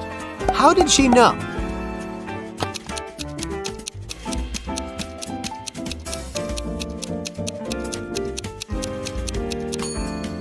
The tourist gave her 4 quarters, and she immediately realized that if he needed just 1 ticket, he would have just given her 2 quarters.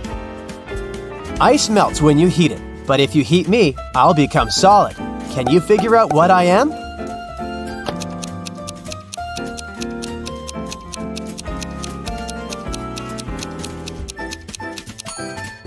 I'm an egg. I'm weightless, but you can see me. And if you put me in a water bottle, it will become much lighter. What am I?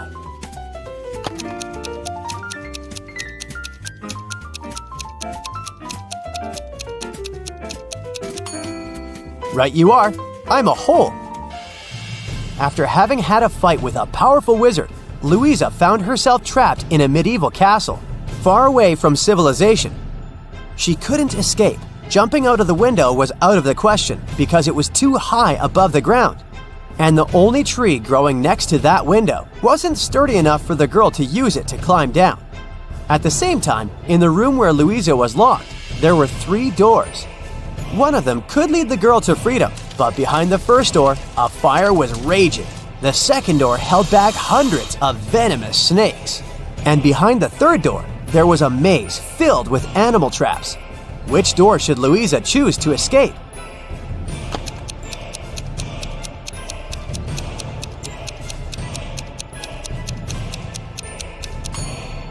Louisa should break off a tree branch, turn it into a torch by lighting it in the first room, and then going through the maze. It won't be dark anymore, and the girl will easily avoid the traps. Now, your task is to crack a few rebus puzzles. Be very attentive and try to think outside the box. What does this mean?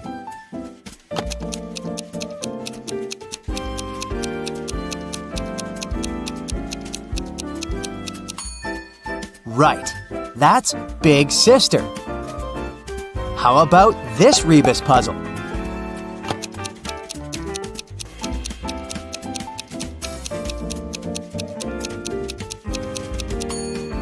The correct answer is right between the eyes. Look at this one.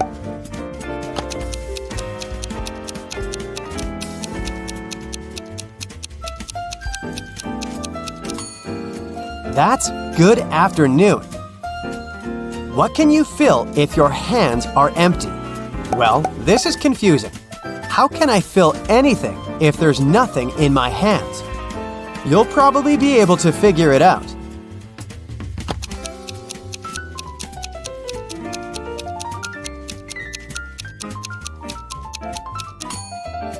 And the correct answer is gloves, or mittens if that's what you prefer. Mr. Wilson's company had some financial problems. One day, the man called the police. He said someone had broken into his office. "They stole my safe with all the money I had." The police officers who came to investigate this case asked the man why he was so sure that there had been several thieves. "Well, my safe was too heavy for one person to carry." The police instantly realized Mr. Wilson was lying. How?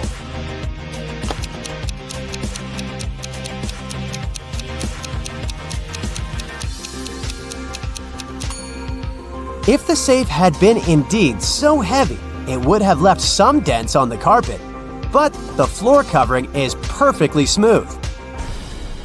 Detective Martin was choosing a diamond ring for his fiancée when a man in a black mask ran into the jewelry store. He made all the visitors lie on the floor and took the most expensive jewelry and money. After that, Detective Martin saw the man get on a red motorbike and speed away. The detective jumped into his car and set off on a chase. Soon, he came to a crossroads. Where should he go now? Suddenly, Martin saw a car coming from the opposite direction. He asked the driver if he'd seen the red bike. No, I've only seen a silver convertible. Then, the detective saw a gray car approach from the left. The woman inside said she hadn't seen the red bike, but she had seen a yellow bike and a group of cyclists. And the man who appeared from the right told Detective Martin he'd only noticed a large blue truck. Where is the robber?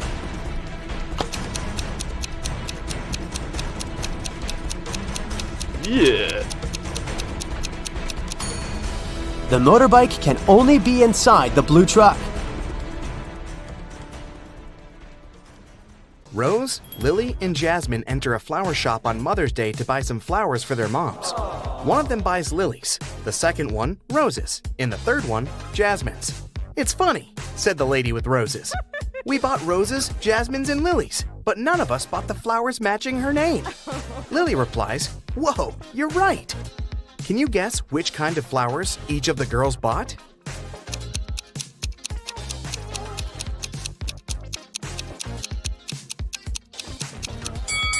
We know that the lady who bought the roses isn't Rose, and she's not Lily either, because Lily replied to her words. So Jasmine bought roses, Rose bought lilies, and Lily bought jasmines.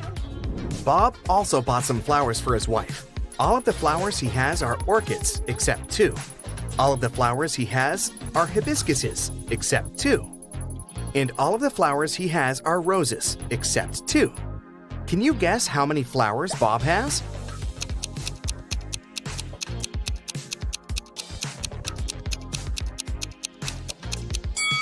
Bob purchased only 2 flowers, neither of which are orchids, hibiscuses, or roses. At the end of his shift, the barista checks a tip jar. There are 5 coins inside the jar. 5 people take these 5 coins home. However, 1 coin is still left in the jar. How can this be possible?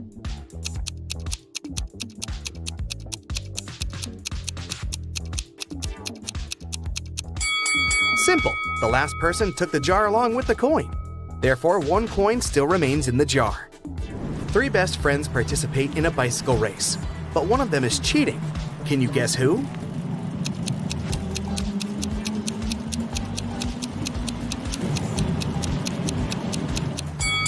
The person in the middle. She rides an electric bike. 4 people wake up on a deserted island. In a while, they get really hungry and go for a walk to find some food. Amy finds a bush with berries. Peter finds a closed can of beans. Fred finds this beautiful apple tree. And Nina discovers a hive full of honey. Only one of these options is safe. Can you decide which one?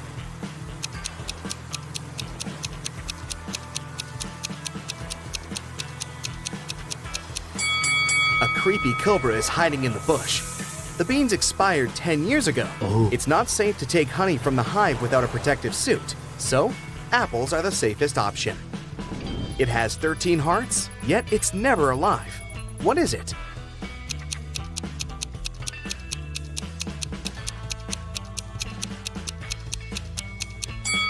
A pack of cards. I have 3 eyes and all are in a straight line. When my red eye opens, everything freezes. What am I?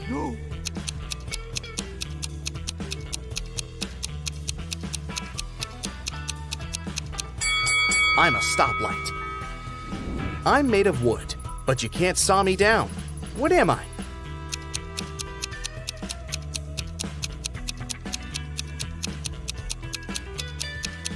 I'm sawdust. Wendy is trapped in a creepy castle. It has only 2 possible exits. The first door leads to a room constructed from magnifying glass. The blazing hot sun instantly fries anyone who enters. And there's a fire-breathing dragon waiting behind the second door. Can you help Wendy escape?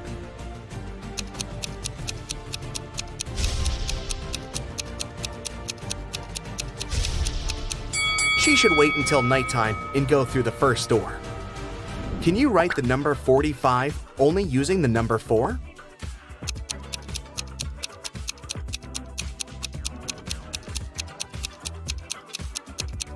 Here's the correct way. Tim lives in an apartment building. He comes home in the evening and finds out that his car is wrecked. He also sees 3 neighbors standing nearby. Tim wants to find out who's guilty, so he questions them. Henry replies, "I was just skating around the block. I didn't touch your car." Will says, "I was playing basketball with my friends." And Shelley replies, "I've spent all day working in the coffee shop on the first floor of our building." Can you spot the liar?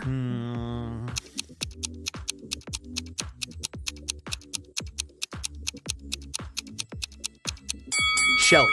She said that she'd been visiting the coffee shop, but it's closed for good.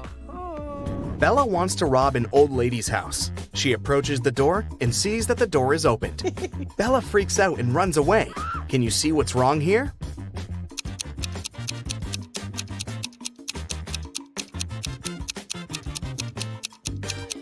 There's no hole for a key. There's a 5-letter word that has 3 consonants, and they are all the same. Also, the word has 2 different vowels. There's something wrong associated with this word. Can you guess it?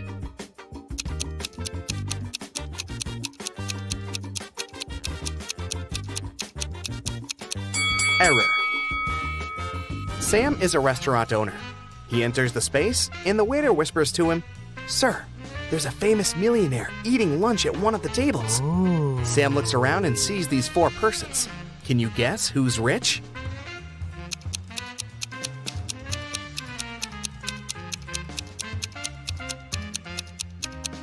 The first guy is wearing a fake Nike hoodie. This elegant woman has a fake Gucci bag. The third person is wearing torn shoes. And this lady is holding the keys from the brand new Ferrari parked behind the window. So, she's definitely not poor. Take a look at these 9 letters. Can you form a 9-letter word using these letters? Don't forget to use each letter.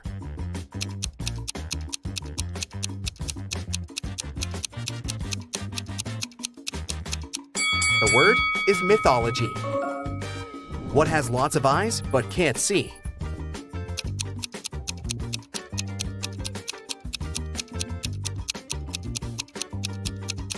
The correct answer is a potato.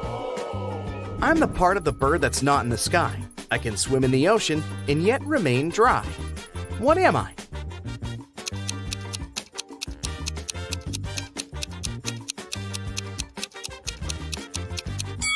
I'm a shadow.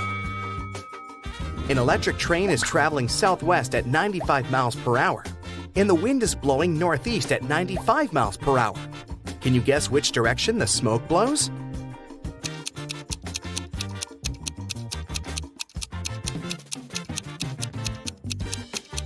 There's no smoke with an electric train. What 5-letter word becomes shorter when you add 2 letters to it?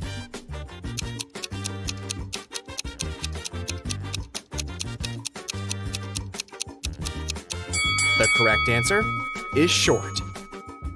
The more of me here, the less you see. What am I?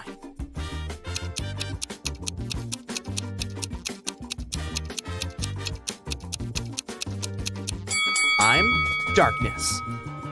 What building has the most stories?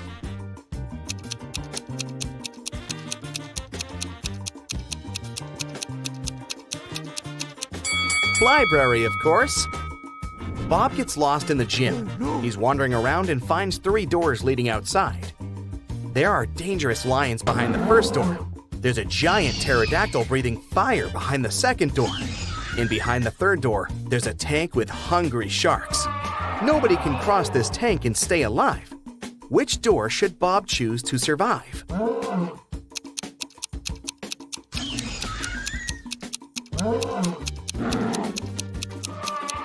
To crack this riddle, Bob should remember that pterodactyls don't breathe fire.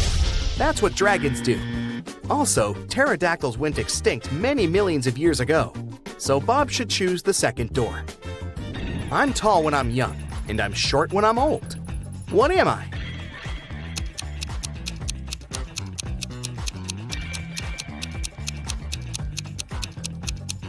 I'm a candle. There's a one-story house in which everything is pink. Pink walls, pink doors, pink furniture. Can you guess the color of the stairs?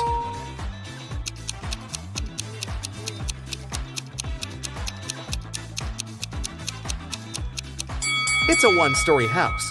There are no stairs. I'm taken from a mine and shut up in a wooden case, from which I'm never released. And yet I'm used by almost everybody. What am I?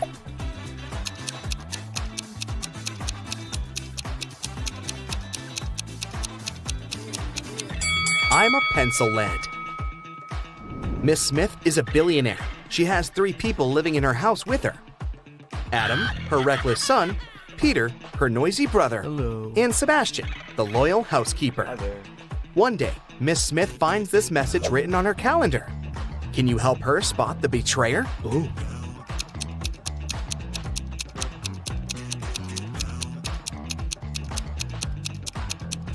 The circled numbers mean the months.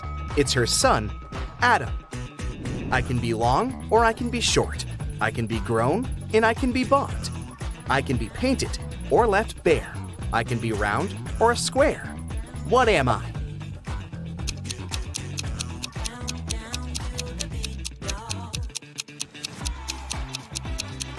I'm your fingernails.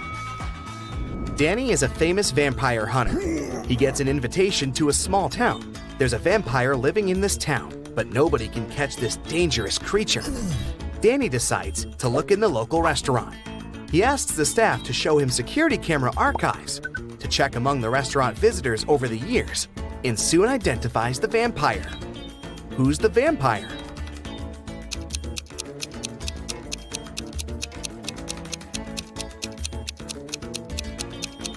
There he is. Vampires don't age, and also don't eat food. Danny takes a walk around the town and spots another creepy detail. Can you see it too?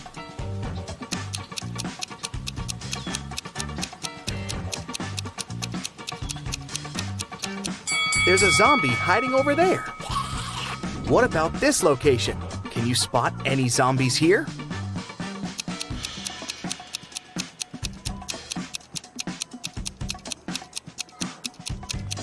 Hello, great job. Can you count the number of triangles in the given picture?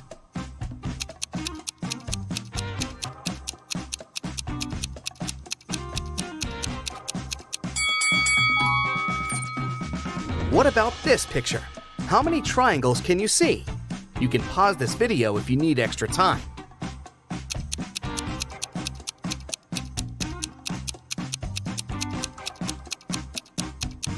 There are 104 triangles in this picture. Kevin and Jill moved in together several months ago. Can you guess how many months ago did they start living together by looking at this picture?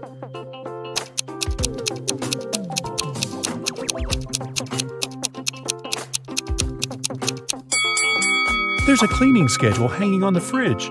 It has colored stickers with their names. They've been keeping this schedule for 5 months already. Therefore, they moved in together 5 months ago. New Year was coming, and Kevin invited Jill to spend the holidays in his parents' house. When they arrived, Kevin introduced Jill to his father and 2 brothers. Suddenly, Kevin's mother entered the house with her 2 best friends. They just came back home from the mall. Can you help Jill decide which of these 3 women is Kevin's mother?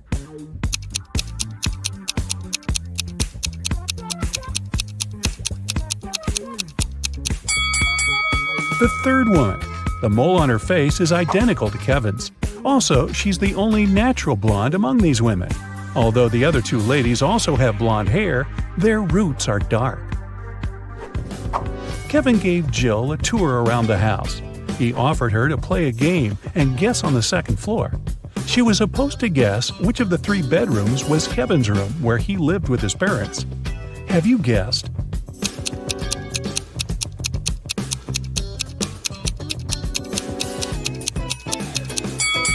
The second room.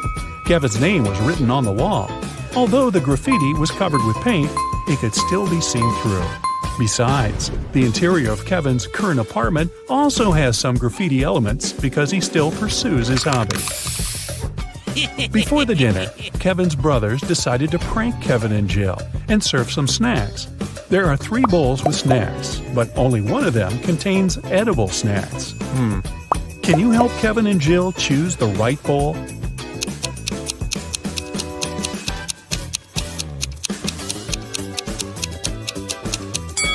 The first bowl has spiders in it. The second bowl doesn't only contain chips, but also Lego parts. And there's a couple of dirty socks inside the third bowl. Therefore, the safest option is bowl number 2. They just need to be careful not to eat Lego parts. During the dinner, Kevin's mother has been asking Jill embarrassing questions. Jill told her 4 facts about herself. She graduated from college with honors. She doesn't have any tattoos. Jill and Kevin met each other online. Her favorite color is blue. But only 3 facts are true. Which one is false?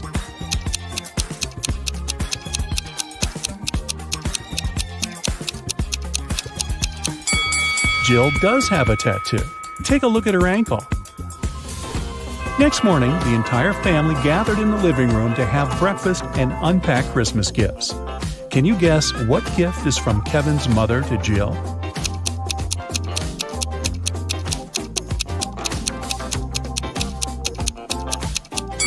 This blue box. It's the only gift wrapped in a different color than others. Kevin's mother probably learned that Jill would come over after having wrapped all the gifts for her family.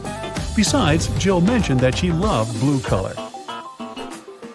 Kevin and Jill went hiking nearby Kevin's hometown. It started to snow, and they decided to spend a romantic night in the woods. They rented a lovely cabin. Next morning, Jill got out of the bed and saw that their backpacks had disappeared. Hey! Take a look at this picture. Can you guess who stole their stuff?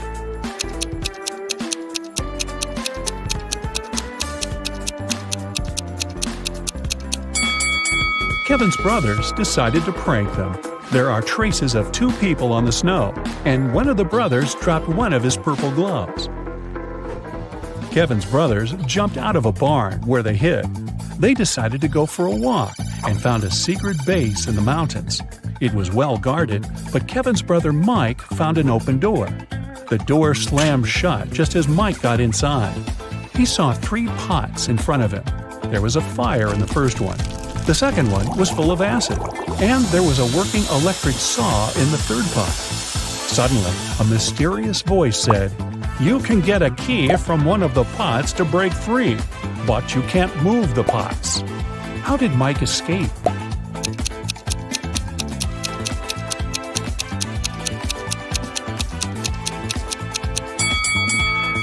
He pulled icicles from the ceiling and threw them into the first pot. The icicles melted and put the fire out. The guys continued their journey. Soon after, they decided to stop and have a quick snack. Kevin's second brother, Andy, spotted a cave. As soon as he entered the cave, the way out disappeared. Now he must choose between 3 doors. There are poisonous scorpions behind the first door. There's a sleeping potion behind the second door, and he would have to drink. Finally, there's a hungry tiger behind the third door. What should Andy do to escape?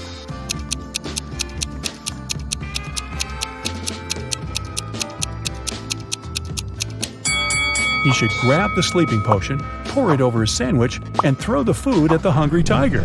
When the tiger falls asleep, he'll be able to escape through the third door. Jill, Kevin, Andy, and Mike headed home when they noticed cougars moving toward them. The guys started running away and saw a tunnel. It was very dark and scary. They only have 12 minutes to cross it. It takes Mike 1 minute to cross the tunnel, Andy 2 minutes, Jill 4 minutes, and Kevin 5 minutes. The guys decided to split into 2 pairs, but they only have 1 flashlight, and there's no way they go in there in 4. How can they escape?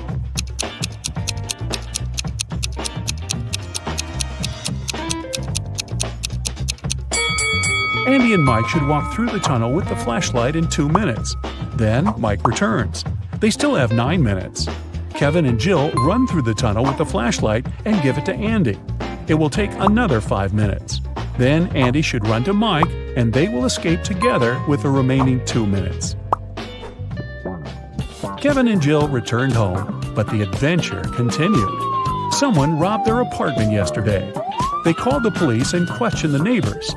Dan said that he had spent all holidays at work and didn't come home at all.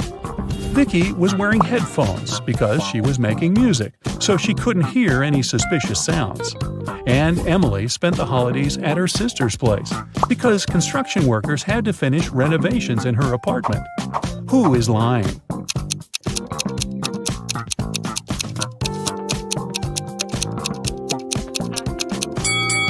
Emily. If they finished renovations, why is her apartment a giant mess? 2 years later, Kevin and Jill decided to get married. On the wedding day, Kevin noticed that Jill had forgotten her wedding necklace in his bag. He went to her dressing room to get the jewelry, but when he got there, he saw 3 identical Jills wearing identical dresses. Jill's father is a scientist. He decided to test Kevin's feelings before the wedding and made 2 clones of his daughter. Help Kevin find his real bride.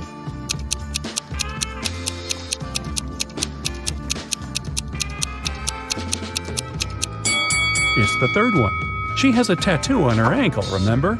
And her clones don't, because tattoos don't impact genetics. Jill went downstairs to say hi to her bridesmaids, but when she saw them, Jill began to yell at her dad because he pranked her with his mad scientific tricks once again. One of the bridesmaids was a cyborg. Can you guess who it was?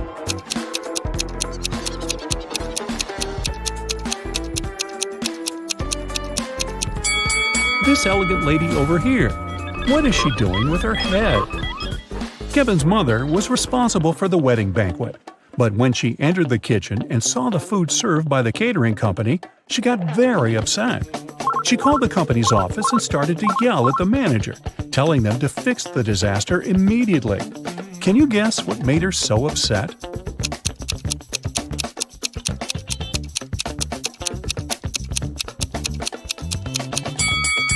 Look at the top of the cake. There are 2 green goblins instead of the bride and the groom.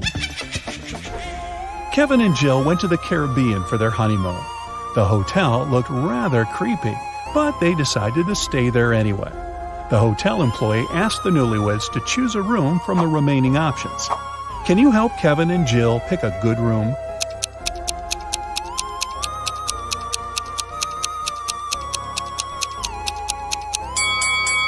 There were weird stains on linen in the first room.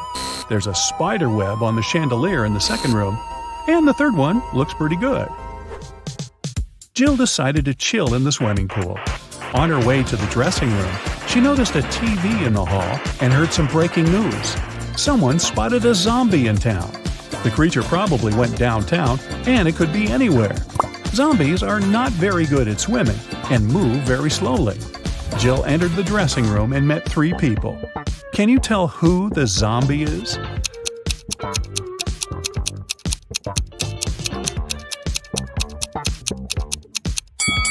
There's a bandage on this woman's leg. No one would go to a swimming pool if they had cuts or stretches unless they're a zombie. In the hotel room, Kevin found a secret door leading to a tunnel. He walked through the tunnel and found storage full of diamonds. Suddenly, prison bars appeared around Kevin out of nowhere, and a mysterious voice said, "You can take all the diamonds and leave safely if you manage to choose the right potion to escape." There were 3 options. The first potion will make Kevin invisible. The second potion will turn him into a bird. And the third potion will make him super tall.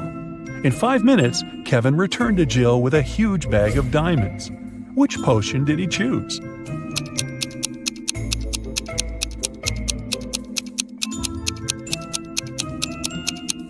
The second one. He turned into a small bird that flew through the bars. The next morning, Jill woke up stuck on a small, flat, deserted island. It raised up 40 feet, and all around the base are jagged rocks and shark-infested waters. The island was covered in a dry, flammable vegetation. Suddenly, lightning struck the easternmost point of the island, and a huge fire started.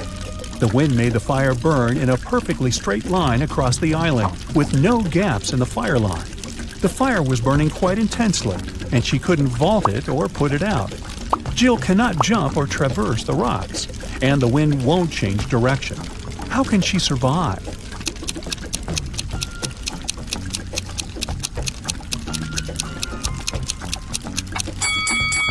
Jill can start a fire herself, which will burn behind her. By the time the main fire gets there, she will be surrounded by an already burned area, and the main fire will not harm her. Also, since there was lightning, it probably rained soon after. The rain could put out the fire, and Jill would survive. Wow, what a crazy honeymoon. I think I'd just stay home. David was a famous antique dealer in his town, but there were loads of people who envied him. The man had a beautiful young daughter called Liza. One evening, when the antiquarian was busy in his workshop, his phone rang. A man told him that they had David's daughter. If he wanted to see her again, he had to give his jewelry collection to the man waiting at the doors. David requested to talk to his daughter. He asked her just one question. "I have 2 hands, but I can't scratch myself. What am I?" When David heard no answer, he said, "It's not my daughter," and hung up. What's the answer to this riddle?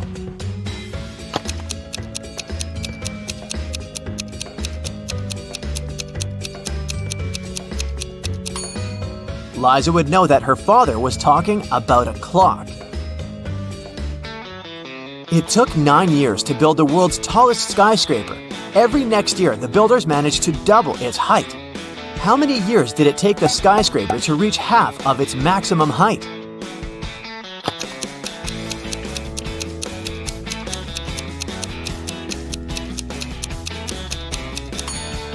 "8 years. If the constructors doubled the building's height every year, the skyscraper was half of its final height a year before it was completed." Divide 30 by 1/2 and add 10. What will you get?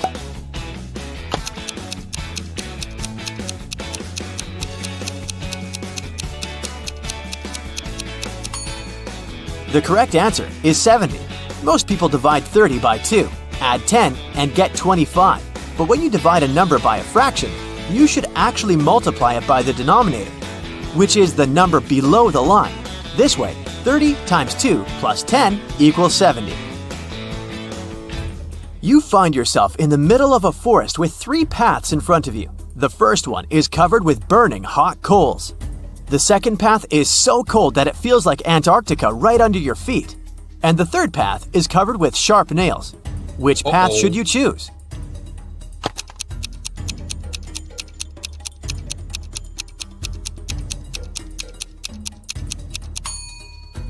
The second path. All that ice is bound to be gone soon. It's too close to the hot coals. The police were looking for Kyle for 2 days. The guy went hiking and never came back. Finally, he was found. Someone had hit him on the head and left him lying in the bushes. Kyle only managed to say, "Friend," and lost consciousness. The police officers had 3 suspects, all of them Kyle's friends. Zachary said he'd spent these last days at work getting ready for a conference. Jeremy told the detectives he sprained his ankle and had been in bed for 4 days. And Billy explained he'd been to New York for business. He even showed the police officers his boarding pass. Who's responsible for the accident with Kyle?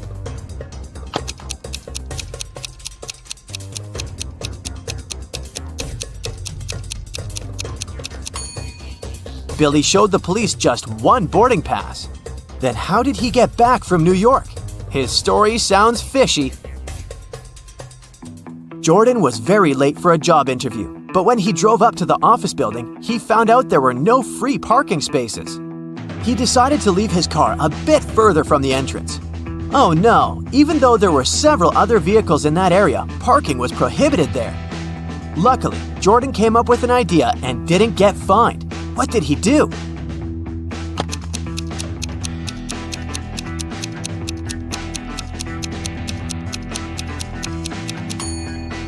He took a parking ticket from another car and put it on his windshield. It looked as if he'd already been fined. Hey, I didn't say it was an honest solution. That day, famous chef Logan was going to have some very important guests in his restaurant. He was anxious because his future depended on how they would appreciate his food. Everything had to be perfect. There was only 1 hour left before the guests were supposed to arrive. And that's when Logan discovered someone had left ugly red handprints on his sparkling white jacket. He examined the stains. It was ketchup. Logan knew that some of the cooks didn't like him. Look at them and try to help the chef figure out who's guilty.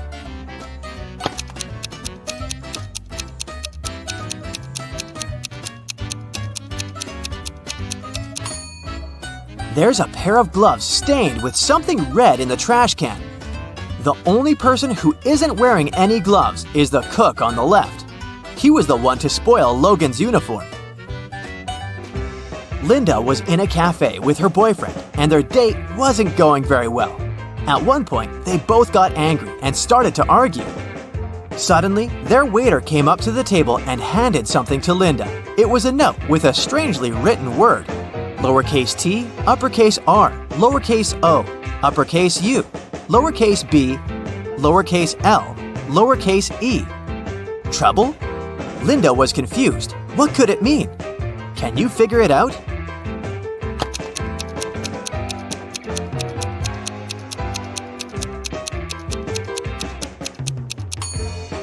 It's a rebus puzzle. The waiter got worried and asked Linda, "Are you in trouble?"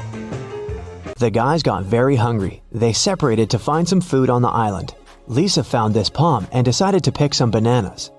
Greg walked through the jungle for some time and noticed this orange tree.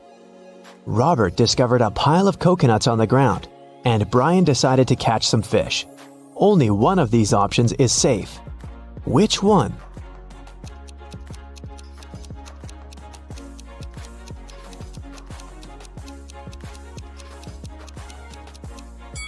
A creepy snake is hiding among these bananas. A tiger is sleeping behind this orange tree. A scorpion is chilling on these coconuts. So fishing is the safest choice. After dinner, the guys gathered around a fire. They agreed to take turns sleeping to keep the fire going and scare wild animals away. Robert drew lots to be the first on duty, but he was very sleepy. Brian told him, "It's okay, I can swap places with you if you guess my riddle. I'm as light as a feather, yet no man can hold me for long. What am I?" Robert failed to crack this riddle. What about you?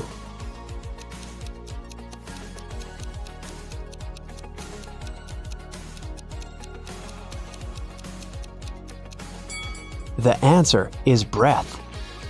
Greg, Brian, and Lisa went to sleep, and Robert stayed by the fire. Early in the morning, Brian woke up and saw that the fire had gone out, and Robert was gone. Brian woke up Greg and Lisa, and they started looking for Robert. Can you help them find any clues on the beach?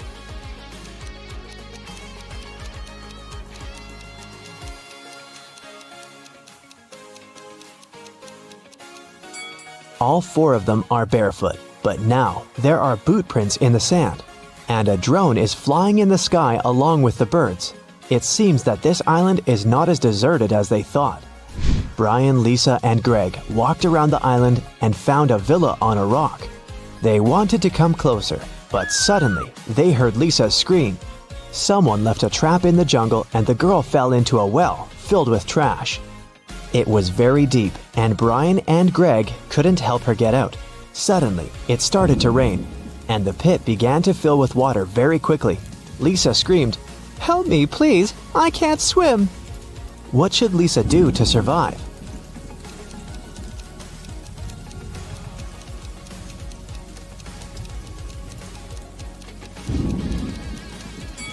She can take these two empty canisters and use them as a life buoy. And when the water level rises, she'll get out easily. The guys continued their journey to the mysterious villa. On the gate, they saw a combination lock with this clue. In the first line, one number is correct and well placed. In the second line, nothing is correct.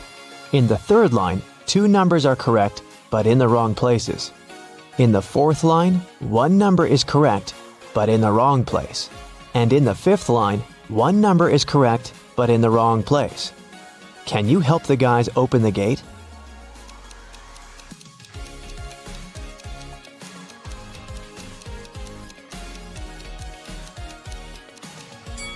Let's start with statement 2 and exclude numbers 9, 2, and 0. From statement 3, we can conclude that 5 and 7 are in the final code, but we still don't know the order. Let's take a look at statements 4 and 5. Both lines say that one digit is correct, but in the wrong place. So, the remaining digit can be either 8 or 6, but we already know that 7 is in the code. Therefore, the digit that fits statement 5 is 7. Now we can exclude 6 and conclude that the remaining digit must be 8. Now, let's determine the order. In statement 3, we have 2 correct numbers in the wrong places. Since the third position in the code is already occupied by 8, we only have one option: to put 7 first and 5 second. Therefore, the correct code is 758. The guys entered the villa. The backyard was full of pirates, and they were having a pool party. Suddenly, Lisa began to cry. Can you guess why?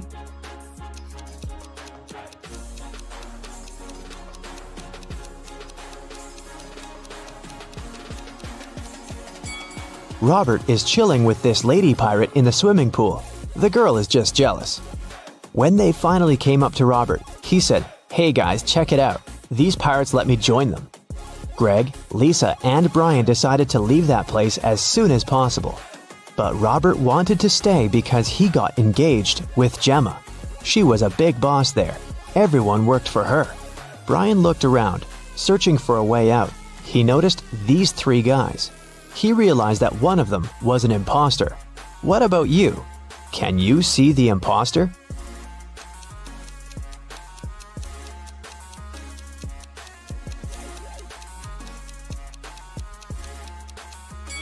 It's the third guy.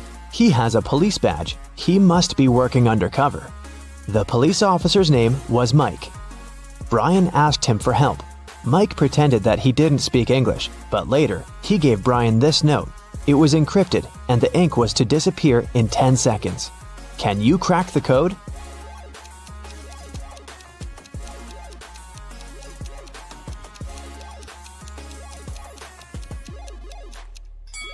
It says, helicopter. Somebody was stealing important documents from the office. The guards didn't see anyone, neither did the secretary. The boss decides to install the security cameras to find out who was doing it. They checked the footage carefully and found out who it was. Can you guess?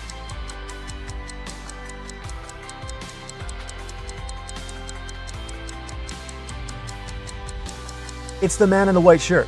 When he went out of the office, he had 2 folders in his hand. At the beginning of the day, he had only one. Jamie wanted to know if his wife cheated on him. He wasn't sure if she actually went on that business trip in Australia. He asked her to send a selfie, which she did. When he saw the photo, he knew exactly that his wife was lying to him. How did he guess?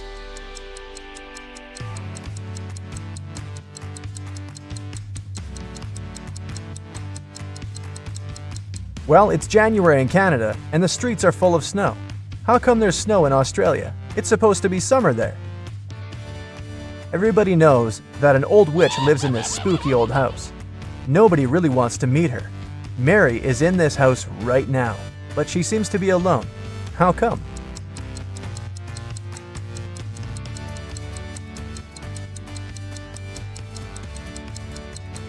Who said witches can't have the name Mary? Back in the day, she was young and beautiful too. Jack has a small shop that sells socks. One day, he decided to attract more people and launched an advertisement. Socks for free. Many people came there, but all the customers had to pay, even though the socks were free. Why?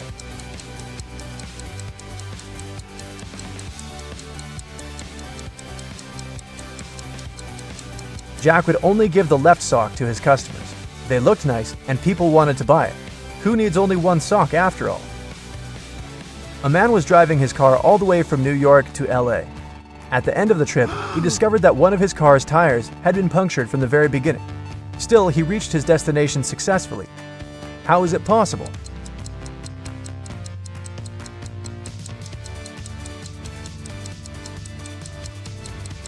The punctured tire was a spare one. You're trapped in a room that's slowly getting filled with water coming from a faucet in the wall. There's no windows in the room and the door is sealed shut. You have a mop and a big bucket. So how are you going to get yourself out of this one?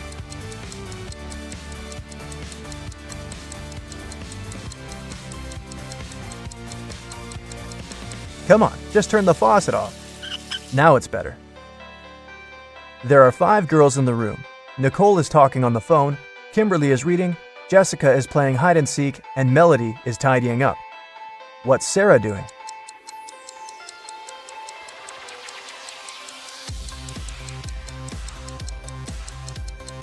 Sarah is playing hide and seek with Jessica. 5, 6, 7. 5, 6. Which number is missing? A small hint. It's not 7. You have 7 seconds to do the math.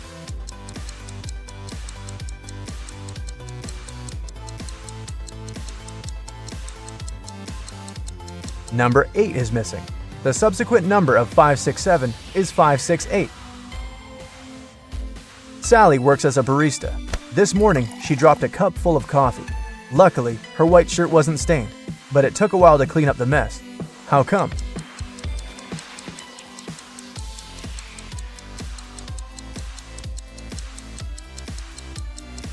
There were coffee beans in the cup.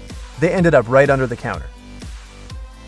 Imagine you've just entered a pitch-black room. There's an oil lamp, a newspaper, and some kindling wood inside the room. You only have one match. You have to make a tough choice. What to light first?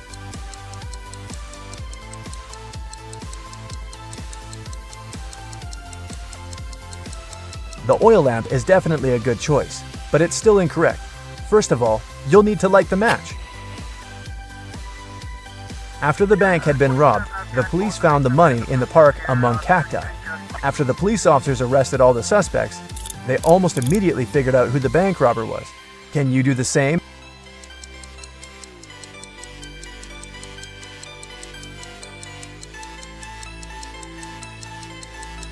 This guy on the left has scratches left by cacti all over his body. There are 6 glasses in a row on the table. The first 3 are filled with orange juice, and the other 3 are empty. Your task is to make full and empty glasses alternate by moving just one glass. How can you do it?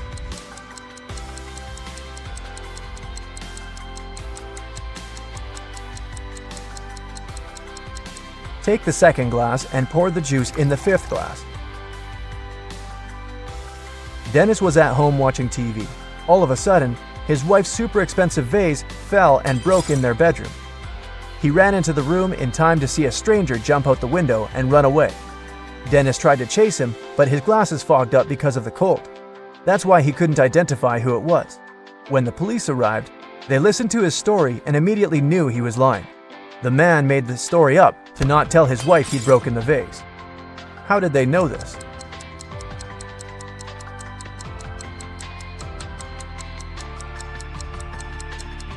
Anyone who wears glasses know they don't fog up when you go from a warm room to the cold outdoors.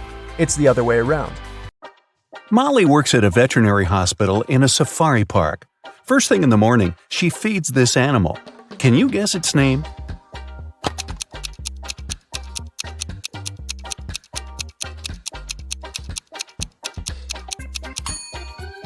That's right, it's a panda. After that, she brings food to this animal. Can you guess its name?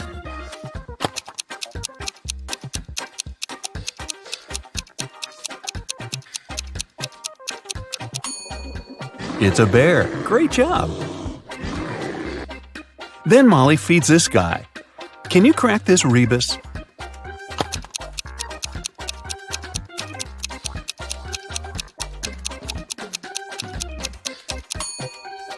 It's a tiger. After feeding the tiger, Molly says hi to this animal. Have you guessed its name?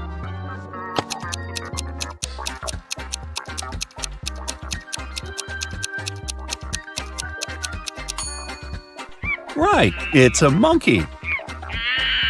After lunch, Molly takes care of these creatures. Any ideas who they could be?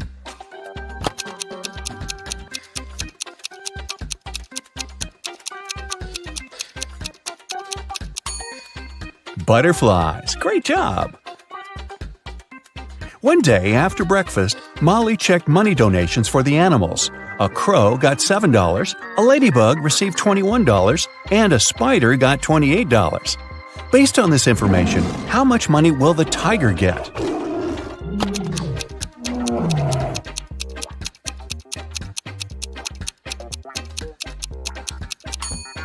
The tiger will get $14 because it has 4 legs. Each animal received $3.50 per leg. Molly went to the kitchen to have lunch. Usually, she prepares her food at home and brings it to work in a lunchbox. But this time, she saw that someone had stolen her lasagna from the fridge. Molly got very upset and questioned her colleagues. Mike said, "I haven't been to the kitchen today. I was too busy bathing our hippo." Melissa said, "I spent this morning cleaning the pool. I didn't touch your food." And Alina said, "I had business lunch with investors downtown. I've just arrived." Who is lying?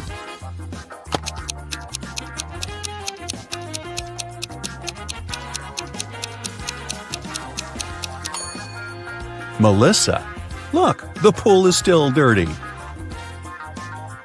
Mike offered Molly a deal. "I'm going to give you my lunch if you crack this riddle. I'm an odd number. Take away 1 letter and I'll become even. What number am I?" Can you help Molly?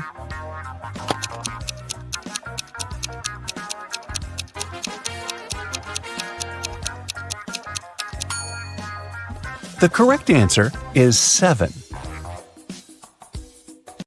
Molly received an emergency call from one of the guards.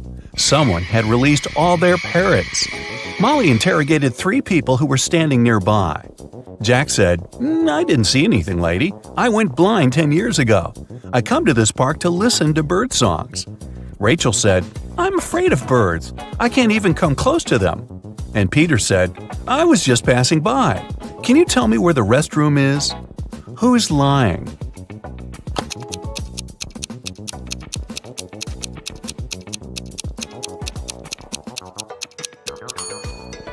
It's Jack. If he's really blind, why did he bring this camera? Molly walked around the park. She had to find all the parrots before her boss arrived. How many parrots can you see in this picture?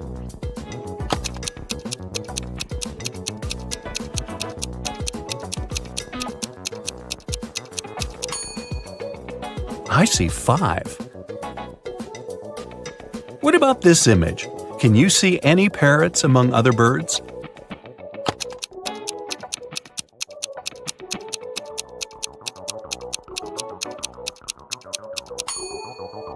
Here they are. After rescuing all the birds, Molly finally sat down to get some rest. But suddenly, she received a strange message full of complaints. Something really weird was going on with animals in the park. Molly rushed outside to check on the situation. Can you help her figure out what's so weird here?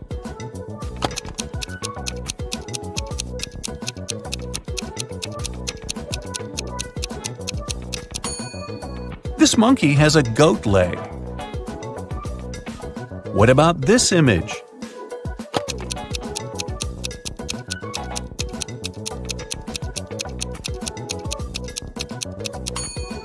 This fish is definitely from another planet. What about these tigers? What's wrong with them?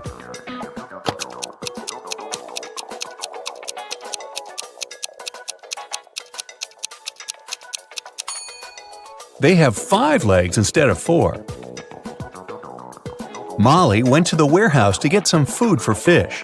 When she tried to open the door, she realized that her boss, Alina, had changed the code. Can you help Molly figure out the new password?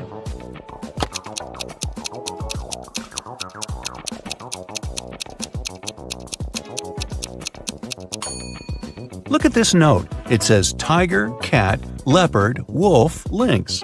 That's a little hint, since one word is different from the others. The correct password is wolf. This is the only animal that doesn't belong to the cat family. The lights inside the warehouse suddenly went out. Molly got lost.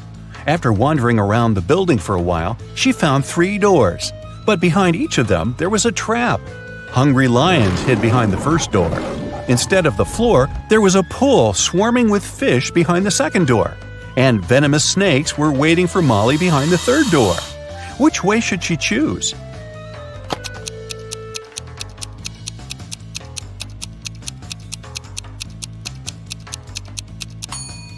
The second door is the safest option.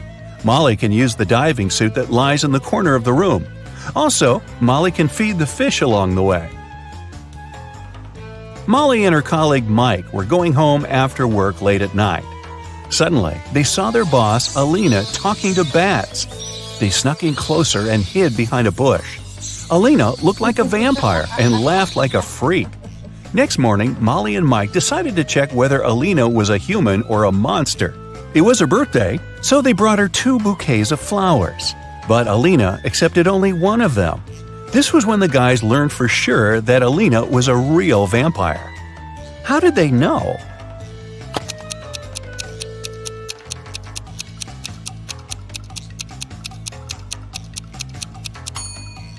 They hid garlic in the second bouquet.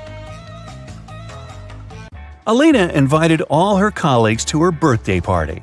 Molly didn't want to come alone, so she uploaded a dating app, hoping to meet someone special. Oh no! Here are several pictures of nice guys, but one of them lives with his girlfriend. Can you tell who?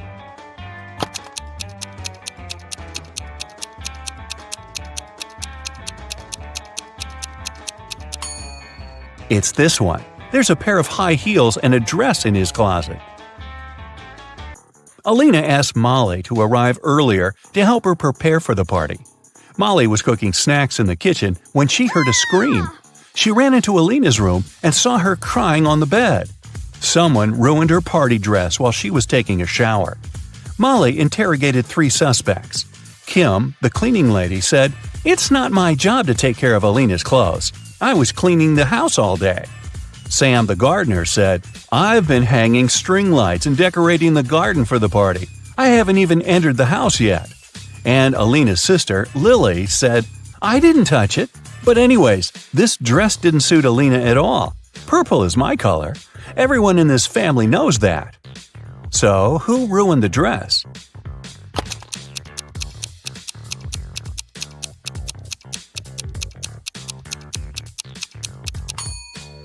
Sam. Look, the string lights are still in the box. At the party, Molly saw Mike with a mysterious lady. The lady was wearing a hoodie and standing with her back turned to Molly. So Molly couldn't see her face. Mike and the lady hid from everyone in Alina's library. Later that night, Molly entered the library too, but it was empty. After checking the room, Molly knew for sure which of these 3 ladies was Mike's secret girlfriend. How did she know?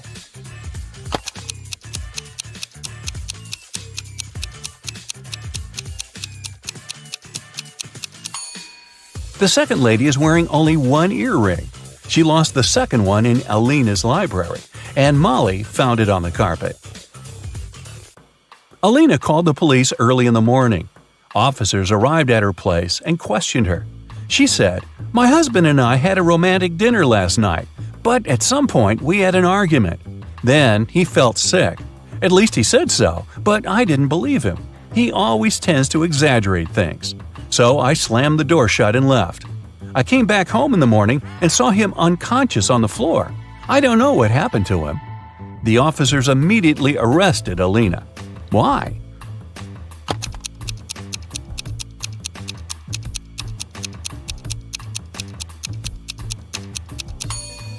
If the candles had been burning all night long, they would have burned out by now. Molly had a school friend. Her name was Sarah. One day, they went on a picnic with their families. Sarah's mother was very eccentric. She had pink hair and always wore glitter. And she took her pet iguana, Tom, everywhere she went. She also has 3 daughters. The oldest daughter's name was Monday, and her middle daughter was called Tuesday. Can you guess her youngest daughter's name?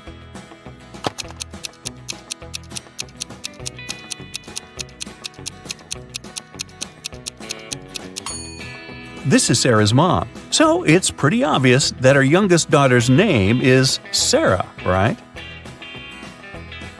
Rick had a job interview at the hospital. He had been dreaming of becoming a vet all his life. Molly liked his resume, so she decided to test his logical thinking with one final riddle.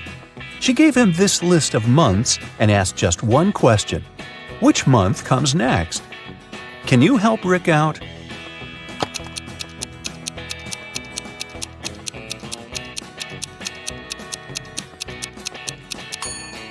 It's September. The months on this list go from those with the least number of letters to those with the most. It's time to groom the animals. Molly hired a group of talented groomers. 2 groomers can groom 2 animals in 2 hours. In this case, how many animals would 4 people groom in 4 hours?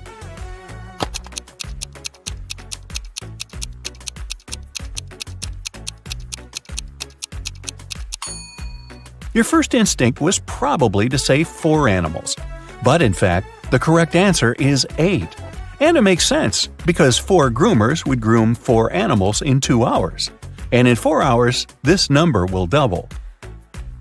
I'm something people love or hate. I change people's appearances and thoughts. If a person takes care of themselves, I will go up even higher. I can fool some people. To others, I'm a mystery. Some people might want to try and hide me, but I will still show. No matter how hard people try, I will never go down. What am I? Have you guessed?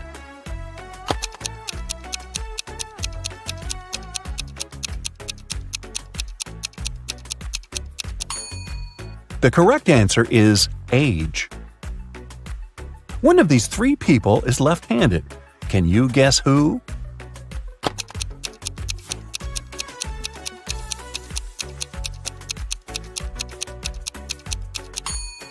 It's the waiter. It's easier for lefties to hold a tray in their right hand and serve dishes and drinks with their left hand. Carl, an heir to a giant fortune, was found unconscious during a wild party. His sister, Sarah, stumbled across him in the bathroom. The guy was lying on the floor, barely alive. Sarah immediately called the ambulance and police. Carl was taken to a hospital. Doctors saved his life, but the guy was still unconscious. He couldn't talk. When the police questioned Sarah, she told them that her brother had felt unwell. He went to the bathroom to freshen up. After some time, she heard some noise and went to check on him. Carl must have slipped and hit his head on the sink. After the police officers heard this story, the sister got arrested right away. Why?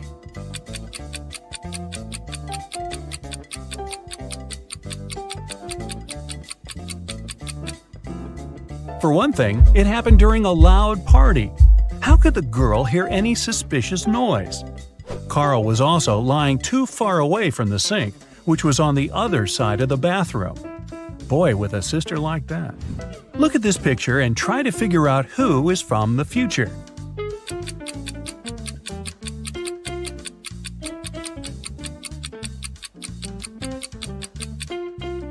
Well, I'm pretty sure there were no flashlights in the Stone Age.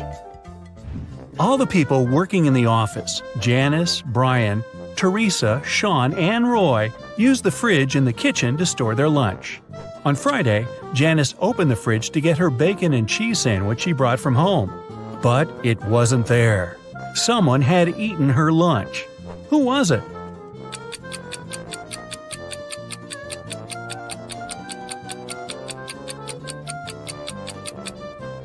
Well, it couldn't be Brian. There's a wet umbrella near his desk. He has just come in. Teresa is a vegan. She eats neither cheese nor bacon. Roy is on a diet, and such a sandwich is by no means light food. This means Sean was the one who stole Janice's sandwich. You bad boy. When Joe came to work, he saw his safe was open. All the money and important documents were gone. He immediately called his friend, Detective Callum. When the man arrived, Joe told him, "I think it was one of my employees. They must have borrowed my key and opened the safe." Callum questioned the 3 people who worked for Joe. Wayne said, "I don't even know what the safe looks like. And of course, I don't know which key opens it." Austin said, "I'm Joe's assistant. I do have the second key to the safe, but I was on holiday and just returned." And Julia just said, "I can't prove it, but I didn't do it." Who's lying?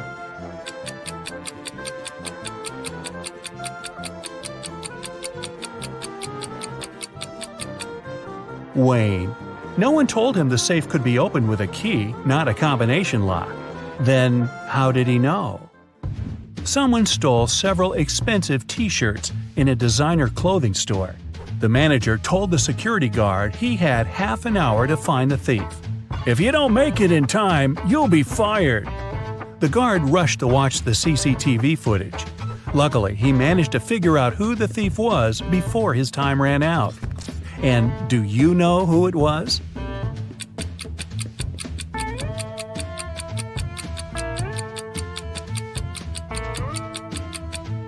It's the man in the dark blue sweater. His belly miraculously became larger after he spent some time in the store. He must be hiding the t-shirts under his sweater. Look at this picture and try to understand what's wrong here.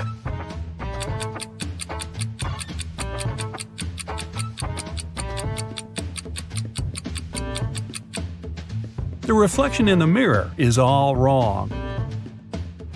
Terry was sailing around the world when his yacht got caught in a terrible storm. At one moment, the guy hit his head against the mast and lost consciousness. When he came around, he was on a beach. Unfriendly-looking locals had gathered around. Soon, Terry figured out they really didn't like strangers. They offered the guy 3 options: to send him to a cave filled with tarantulas, throw him into a pit swarming with yellow scorpions, or make him meet hungry lions. What should Terry choose to survive?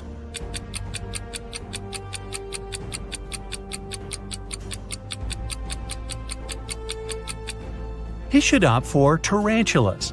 These creatures look terrifying, but they are mostly harmless to humans. Mostly. Captain Jack was a feared pirate who had robbed thousands of ships. He did it with the help of just one small trick. It allowed him to approach any ship from any country close enough to board it. What was this trick?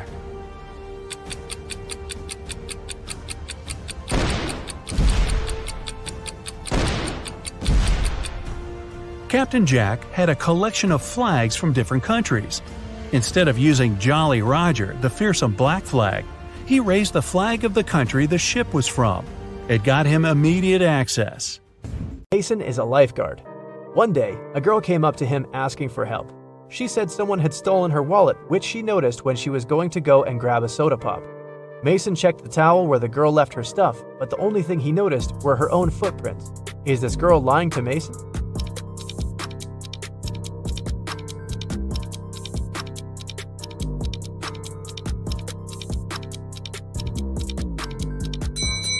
The girl was telling the truth. Mason had an eagle eye, and he saw a guy with a fishing rod. He must have stolen the girl's wallet. No one wants to go fish in the public beach. Robbers stole a few precious gems the other day. The police were alerted immediately, but they didn't know where to look for the thieves. Suddenly, they got an anonymous email. Check all the bottles in the cars leaving the town. Best regards, Mr. X. At the end of the day, the officers stopped a car loaded with boxes and bottled water.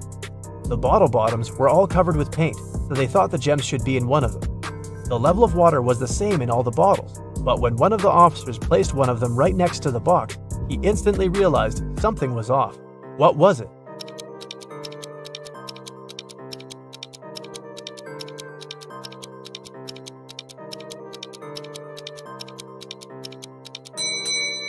The bottle standing next to the box is much lower than those still inside. The police then found there was a double bottom and the gems were hidden right underneath it. 2 friends, Martin and Clyde, had a bet. Martin said he would throw a ball and it would come back to him. He also said there would be no obstacle or wall the ball could ricochet from. Clyde said it was impossible, and he lost. How's that?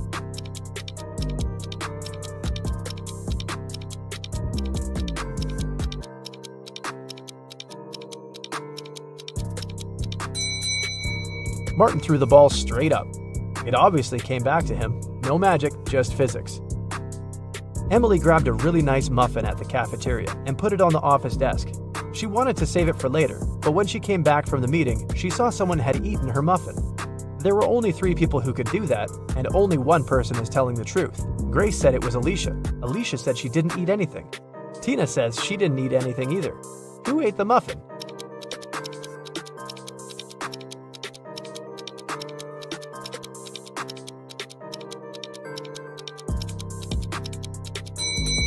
It was Tina. Only one person is telling the truth, and it's Alicia. If Grace or Tina told the truth, then there would be 2 truthful people, but Emily knew only one person wasn't lying. Patrick really wanted to come to a private party, but the security would ask each person if they knew the secret access code. Patrick decided to overhear their conversations. When the person came up to the entrance, the security said 6, and the guest said 3. Then the security said 10 to the second visitor, and the reply was 3 as well. The third visitor also said 3, but the security said 2. Patrick thought he was ready to join the best party in town. When he came up to the entrance, the guard said 7, and Patrick replied 3. The security didn't let him in. What should Patrick have said to get into that fancy party?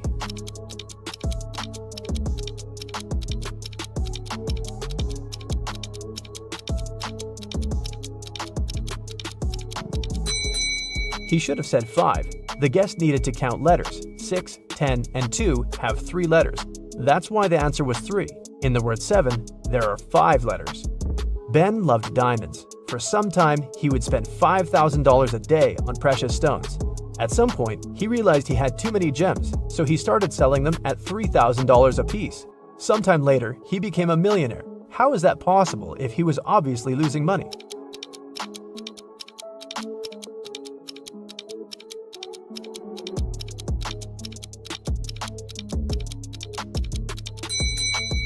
Before his gem rush, Ben used to be a billionaire. Since he started losing money, he became only a millionaire. A vampire moved to a big city where nobody knew him to start a brand new life. Still, he just couldn't help it and started biting locals every single night. People got scared and invited a private investigator to solve the problem. A couple of days later, Detective Reitman had 3 suspects. He decided to visit each of them to find out who the vampire was. After visiting all the houses, he was sure he found the vampire. Who was it?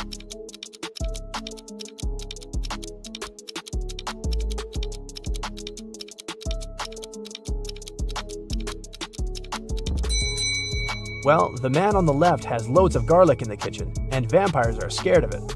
The second suspect had a lot of silver-plated accessories, earrings, piercings, and a chain.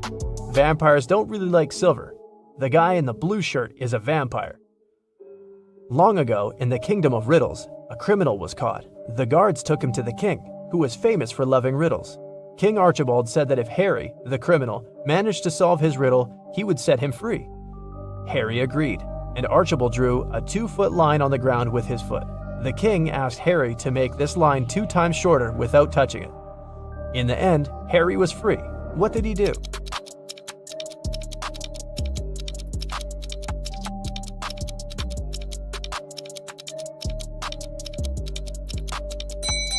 Harry drew a 4-foot line with his foot, so that the one the king drew got 2 times shorter. Now you're tied up on some railroad tracks and can't wriggle free. There's a train heading your way, and it doesn't look like it's stopping. Oh well, if you stretch your arms out, you can just reach a lighter, a small pocket razor, and a can of oil. Which can you use to escape?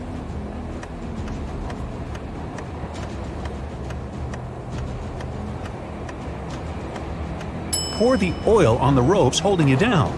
It'll act as a lubricant, and you'll be able to wriggle free. Taylor finished another awesome ice fishing session. He packed up his gear and walked back home with his dinner.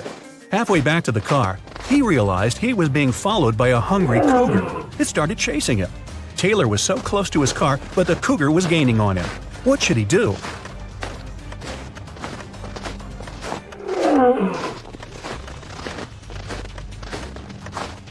He should fling the fish to the side to distract the cougar. Then he should ditch all his gear. It's just slowing him down. That way, he's got a chance of making it to the car before he turns into cougar chow. Well, you find yourself in a pitch-black room. The room is huge and there are many hallways and corridors leading to unknown places. You need to find your way out before the room starts heating up like an oven. You only have 2 minutes. You can feel some pipes on the wall but nothing else. How can you save yourself?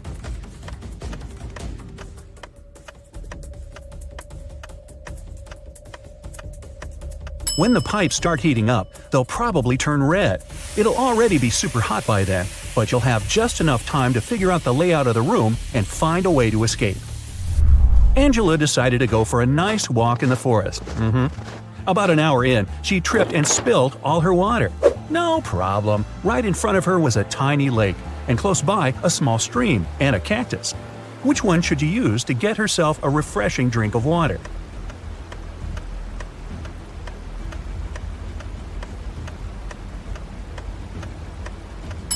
She should head for the stream. That lake isn't moving. That means it probably has bacteria living in it. And a single cactus won't have enough water to quench your thirst. Even though the stream is pretty small, moving water is almost always the safest option. What are those things? Oh, paw prints. Those are bear tracks heading to the forest, a wolf print coming out of the forest, and some elk prints heading toward a lake. Well, what's the best place to go if you're not into the whole being eaten thing? Think fast.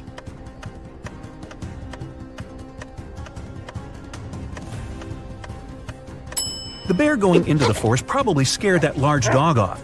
Oh, you thought those were wolf prints? Not likely.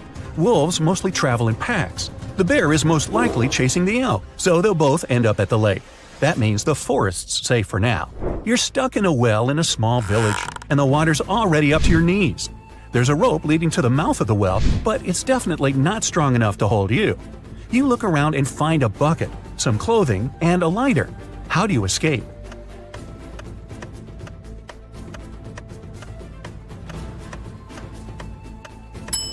Shove the clothes in the bucket, tie the bucket to the rope, and light the clothes on fire. Then quickly hoist the bucket up. Chances are, in such a small village, someone will see the smoke and run over to help you. Kate finished her morning hike and decided it was time to go home. She saw a vintage Jeep parked by the hiking path. While she was admiring it, a huge grizzly appeared in front of her. The bear didn't seem that interested in her, for now, but that could change any second. There was a large screwdriver on the floor by the Jeep. What can she do to make sure the bear won't be interested in her?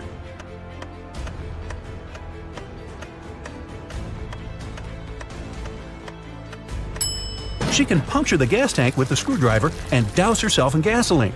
That way, the bear wouldn't be so interested in her scent. Eric was out camping and he needed some light to see in the dark. He reached into his tent, but his flashlight wasn't working for some reason, and his phone only had 10% battery. He looked around and saw a bottle of water, an empty sandwich bag, his hiking boots, and a pillow. What can he do to make more light?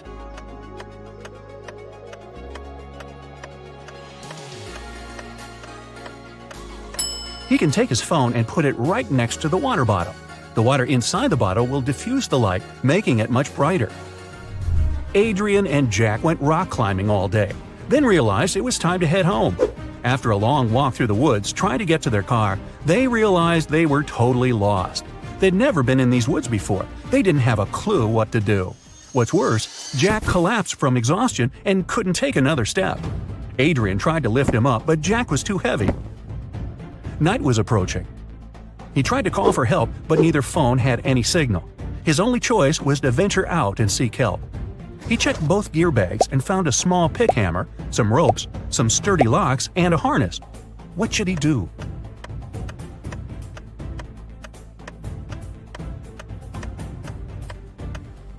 Adrian should put on the harness and tie all the ropes together to make one huge long one. Then he should tie one end to Jack and one end to his harness. That way, if he got lost in the woods, he'd be able to find his way back to Jack. That's one long rope. The owner of an ice cream parlor filed a theft report. Someone stole all the money from the register. He was only gone for like 2 minutes.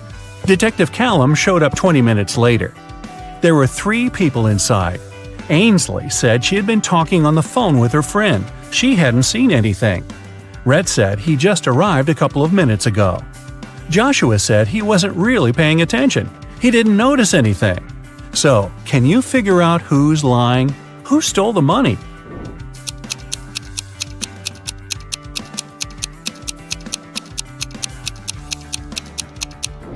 Rhett said he had just arrived, but his ice cream's already melted.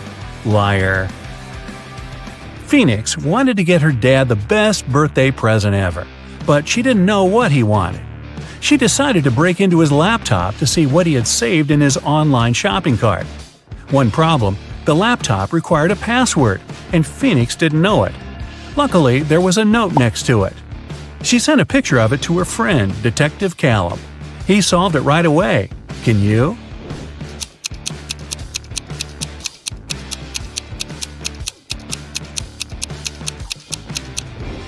The note doesn't make sense because it's upside down. Flip it over and you'll see a sequence of numbers 88, 89, 90, 91.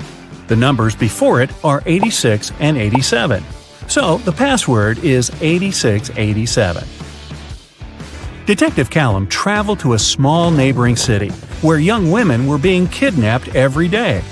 4 had already gone missing. They all lived on the same street. Their names were Ava, Bella, Celeste, and Daphne. There were only 3 women left on the street: Ava, Riley, and Georgia. Callum had to act fast. Who would be the next target?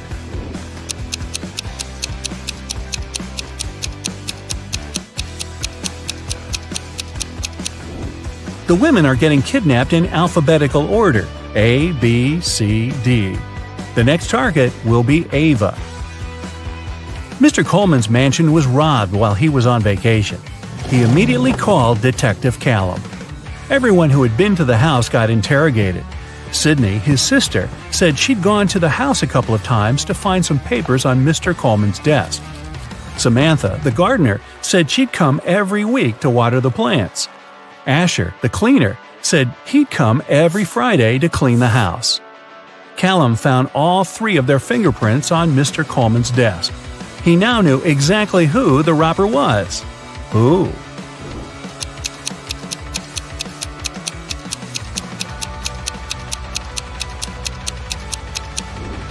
It was Samantha, the gardener. Sydney and Asher had a reason to touch the desk, but Samantha wasn't even supposed to be in Mr. Coleman's office. There aren't any plants in there. A rich woman was robbed on her private yacht during a ferocious storm. A witness said they saw Kai watching the woman right before she was robbed. Kai denied everything and said he was in his cabin at the time, writing a letter to his wife. Detective Callum asked to see the letter. 5 seconds after Kai handed it to him, Detective Callum put him in handcuffs. Why?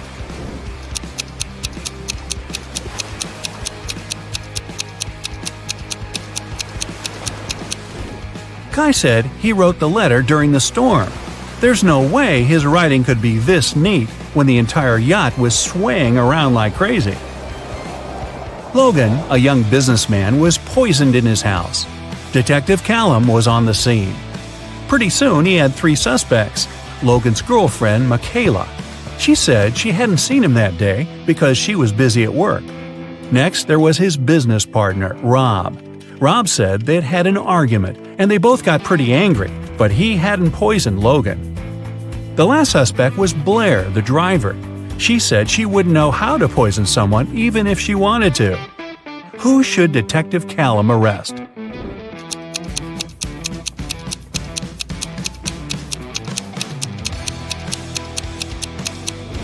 Look, there's fresh lipstick on Logan's shirt. It matches Michaela's. But she said she hadn't seen him that day. Suspicious. Eloise found her friend Fleur poisoned in her room. She called Callum and told him she was walking past Fleur's house and noticed her light was on. She texted her, but Fleur didn't respond. She got really worried, so she broke a window, climbed in, and found her on the floor. But Detective Callum didn't believe her. He immediately arrested her for poisoning her friend. Why?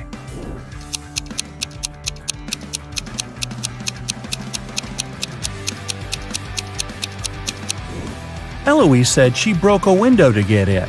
If that was true, the broken glass should be inside the room, but it wasn't. Eloise had to cover her tracks, so she broke the glass later from the inside. A college student was robbed during a flag presentation. Detective Callum arrived to investigate the case and interrogated several suspects. Kennedy said that she was in the bathroom at the time. Gavin said he'd noticed that the Japanese flag was hanging upside down, so he'd gone over to fix it. Eleanor said that the student who was robbed was her best friend. She would never do that. Who's guilty?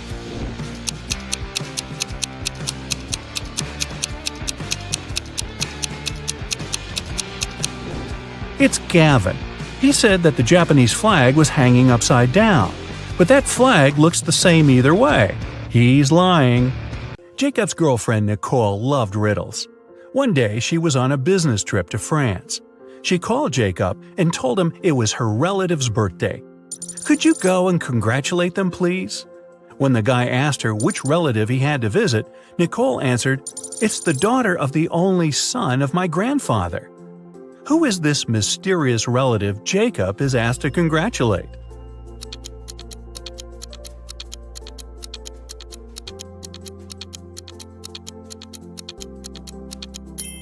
It's Nicole's sister. Brandon was a police officer. That day, he was patrolling the streets of the small town where he lived. When the man was driving past his best friend's house, he saw that the front door was open. He decided to check if everything was okay. As soon as Brandon entered the hall, he spotted his friend lying on the floor. After the man was taken to a hospital, the officer went to question the neighbors. Julie said, "I've been planting new fruit trees in my garden since early morning." Nathan said, "I have some problems with my car. I was in the garage all day long trying to fix them." And Patrick told Brandon, "They aired a new episode of my favorite TV show. I stayed at home to watch it." Which neighbor is lying?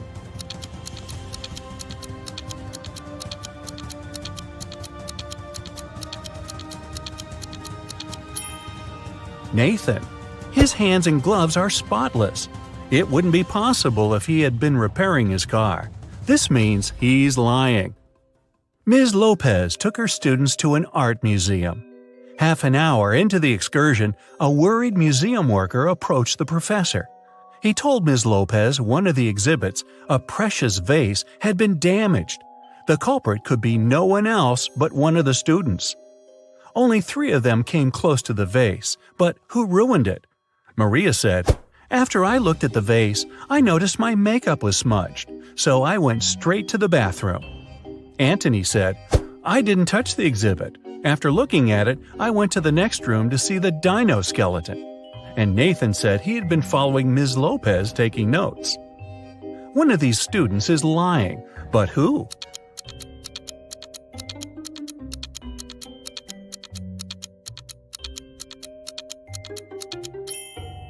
Anthony. There are no dinosaur bones in the art museum. Someone broke into Samantha's house through the window and stole some valuable things. When the police came, she told them she suspected her younger brother Sam. The police officers went to question the guy, but he denied everything. "I was playing basketball several days ago and broke my arm. It's in a cast now. I wouldn't be able to get into the house." The police officers left, but the next day, one of them saw Sam in a cafe. The guy was still wearing the cast, but the officer immediately arrested him. Why?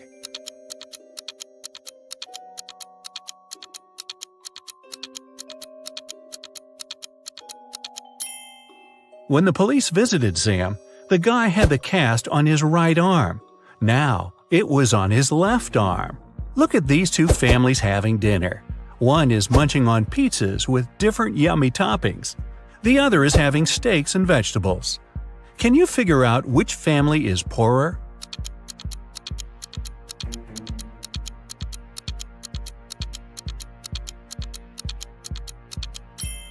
No matter how tasty the pizzas are, they're still cheaper than large pieces of meat. This means the family eating steaks must have more money than the second one. Keith had a tragic accident when he was a teenager. Unfortunately, it left the guy blind. He was dreaming of being able to see again for years. One day, Keith was lucky to find a doctor who told him a special surgery could solve his problem. Keith agreed right away. The surgery went well, and the guy took a train to go home. His girlfriend accompanied him. The doctor told Keith he had to wait for at least 3 hours before taking the bandages off. Keith was so impatient and excited he could hardly wait for the time to be over. 3 hours later, they were still on the train. And even though his girlfriend was against this idea, the guy wouldn't listen. He slowly pulled off the bandages, and then he screamed and lost consciousness. Why?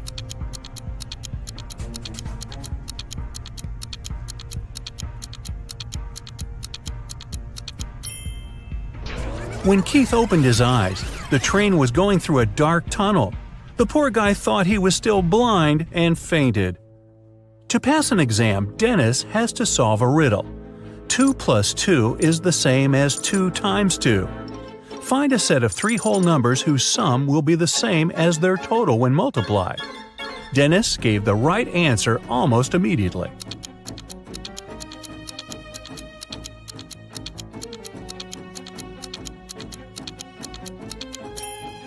These numbers are 1, 2, and 3. Tyler was going to his friend's place in the evening when a stranger in a black mask caught him. The next thing the guy knew, he was in a large room, locked in a cage. There were 3 levers in the wall next to the cage. If he pulled the first lever, he would let hungry lions into the cage. The second lever would fill the cage with water, and the third lever would activate a special mechanism. It would make the top of the cage move down towards the bottom, crushing everyone and everything inside. Which lever should Tyler pull to survive?